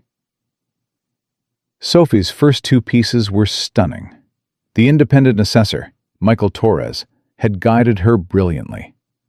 Her watercolor landscape, the one Tyler had torn, now repaired and incorporated into the composition so that the tear became a river running through the scene, drew audible gasps from the audience. Then came the 3rd piece. Sophie walked to the final easel and removed the cover. David stopped breathing. It was a large canvas, the biggest Sophie had ever worked on. It showed a kitchen table, 3 chairs, but only 2 were occupied. A man and a woman, sitting close, their hands intertwined on the table. The third chair was empty, but a paintbrush lay across it, as if the artist had just stepped away. The colors were extraordinary. Warm golds and deep blues woven together. The palette of every painting Sophie had ever made of her father, now expanded to include a new warmth, a new light. The man's face was turned toward the woman. The woman's face was turned toward the empty chair. Both of them were smiling. At the bottom, in Sophie's handwriting, the title read, "The Seat I Saved for Myself." The room went silent. David felt Ruth's hand grip his arm. He heard Ellie make a sound, a small, broken sound, the sound of someone's heart overfilling. Sophie stood beside her painting and addressed the audience. "This is my family," she said. Her voice was clear and steady and impossibly brave. "My daddy raised me by himself for 6 years. He was scared to let anyone in. My teacher, my friend, Ellie, was scared to let anyone close. And I was scared that everyone I loved would leave." She paused. "But we found each other, and the empty chair in this painting is mine. Because I realized that I was so busy painting everyone else's story, I forgot to put myself in it. So this is me, putting myself in. This is me saying, I'm here. I'm staying. This is my family. And I painted it because I want the whole world to see what I see every Friday night at our kitchen table." The applause that followed was not polite. It was not restrained. It was the kind of applause that shakes the walls because everyone in the room is feeling the same thing at the same time, and they need somewhere to put it. Sophie won first place. She ran to David, and he caught her and lifted her off the ground, spinning her the way he used to when she was small.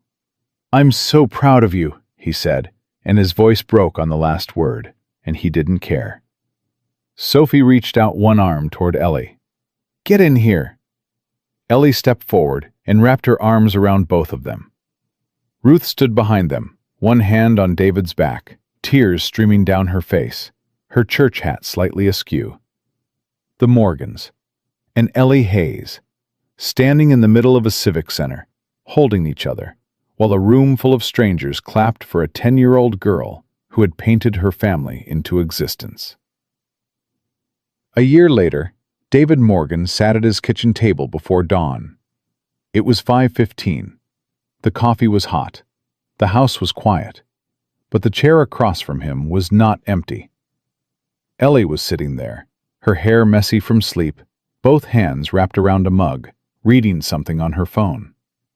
She'd moved in 3 months ago. The district coordinator position was hers. She loved it. The scope, the impact, the ability to fight for arts education at a level that reached hundreds of students. Down the hall, Sophie was still sleeping. She was 11 now, growing fast, painting faster. Her bedroom walls were covered with her work. She'd started entering regional competitions. She'd won 2 more ribbons. Torres continued as her mentor and called her the real deal. David's phone buzzed. A text from Ruth. "Bringing collard greens Sunday. Tell Ellie to make that cornbread. Love you all." He smiled and put the phone down. He looked at Ellie. She looked up from her phone and caught him staring. "What?" she asked. "Nothing."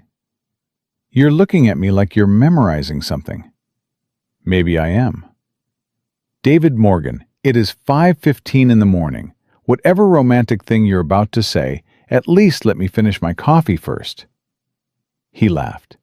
She laughed. The sound filled the kitchen. 2 people who had spent the loneliest years of their lives learning how to be alone, now learning how to be together. "Ellie?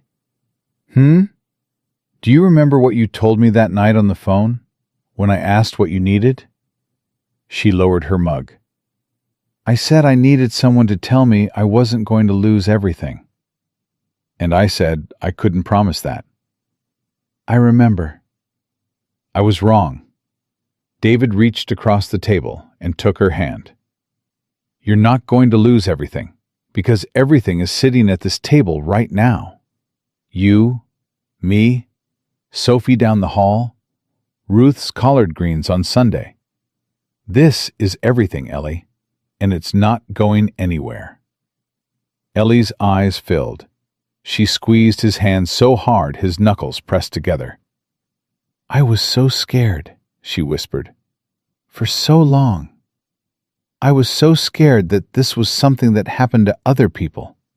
Not to me. Never to me. But it happened to you. It happened to me. She brought his hand to her lips and kissed his knuckles. Because a 10-year-old girl painted her lonely father at a kitchen table and showed it to her art teacher. And her art teacher was too stubborn to look away. And her father was too stubborn to keep his rules. Thank God for that. Sophie's door opened down the hall. Footsteps padded toward the kitchen. She appeared in the doorway, hair wild, eyes half closed, wearing an oversized t-shirt that said, Art is not a crime. A Christmas gift from Marcus, who had apparently developed a sense of humor about the whole situation. Morning, Daddy. Morning, Ellie. Morning, baby. Morning, sweetheart. Sophie shuffled to the table and dropped into her chair. The third chair, the one she'd painted empty and then filled. She put her head on the table. Pancakes? David asked. Pancakes, Sophie confirmed, without lifting her head. David stood up and went to the stove. Ellie opened the fridge and pulled out the eggs. Sophie sat at the table and began sketching something on a napkin. Already creating. Already seeing. Already turning the ordinary into art. The kitchen filled with the sound of batter sizzling, Ellie humming, Sophie's pencil scratching, and David's steady, quiet presence, holding it all together the way he always had, the way he always would. This was the man who had lived by 2 rules for 6 years. The man who had built walls so high, even his own mother couldn't climb them. The man who swore he would never let anyone close enough to leave. And then a woman who had never been kissed whispered her truth in an empty art room. And a daughter who painted loneliness into gold handed him the courage to try. David Morgan broke his rules. And in the breaking, he found what the rules had been protecting him from all along. Not the risk of being hurt again. The risk of being whole. He flipped a pancake. Sophie stole a blueberry from the bowl. Ellie caught her and pretended to scold her. Ruth texted again. Also bringing sweet potatoes. Don't argue. And at the kitchen table, where a man once sat alone before dawn, a family sat together in the morning light. Built not from perfection, but from paint-stained fingers, broken rules, torn paintings made whole, and the stubborn, terrifying, magnificent choice to love again. Some rules are made to be kept. Some walls are built to last. But the ones built from fear, the ones that keep out the very thing you need most, those are the rules that deserve to be broken. David Morgan knew that now. He knew it the way he knew his daughter's laugh, the way he knew Ellie's heartbeat against his chest, the way he knew the weight of a coffee mug in the quiet hours before the world wakes up. He knew it because he'd lived it. Every lonely morning, every midnight phone call, every terrified step across an art room floor toward a woman who was shaking just as hard as he was. And if he could go back to that kitchen table 6 years ago, the table where he sat alone in the dark, gripping his rules like a life raft, he would tell that man one thing: let go. Because on the other side of everything you're afraid of is a Tuesday morning with pancakes on the stove, a daughter stealing blueberries, and a woman who chose you the same way you chose her. Not because it was safe, not because it was easy, but because some people are worth every risk you swore you'd never take again. David Morgan took the risk.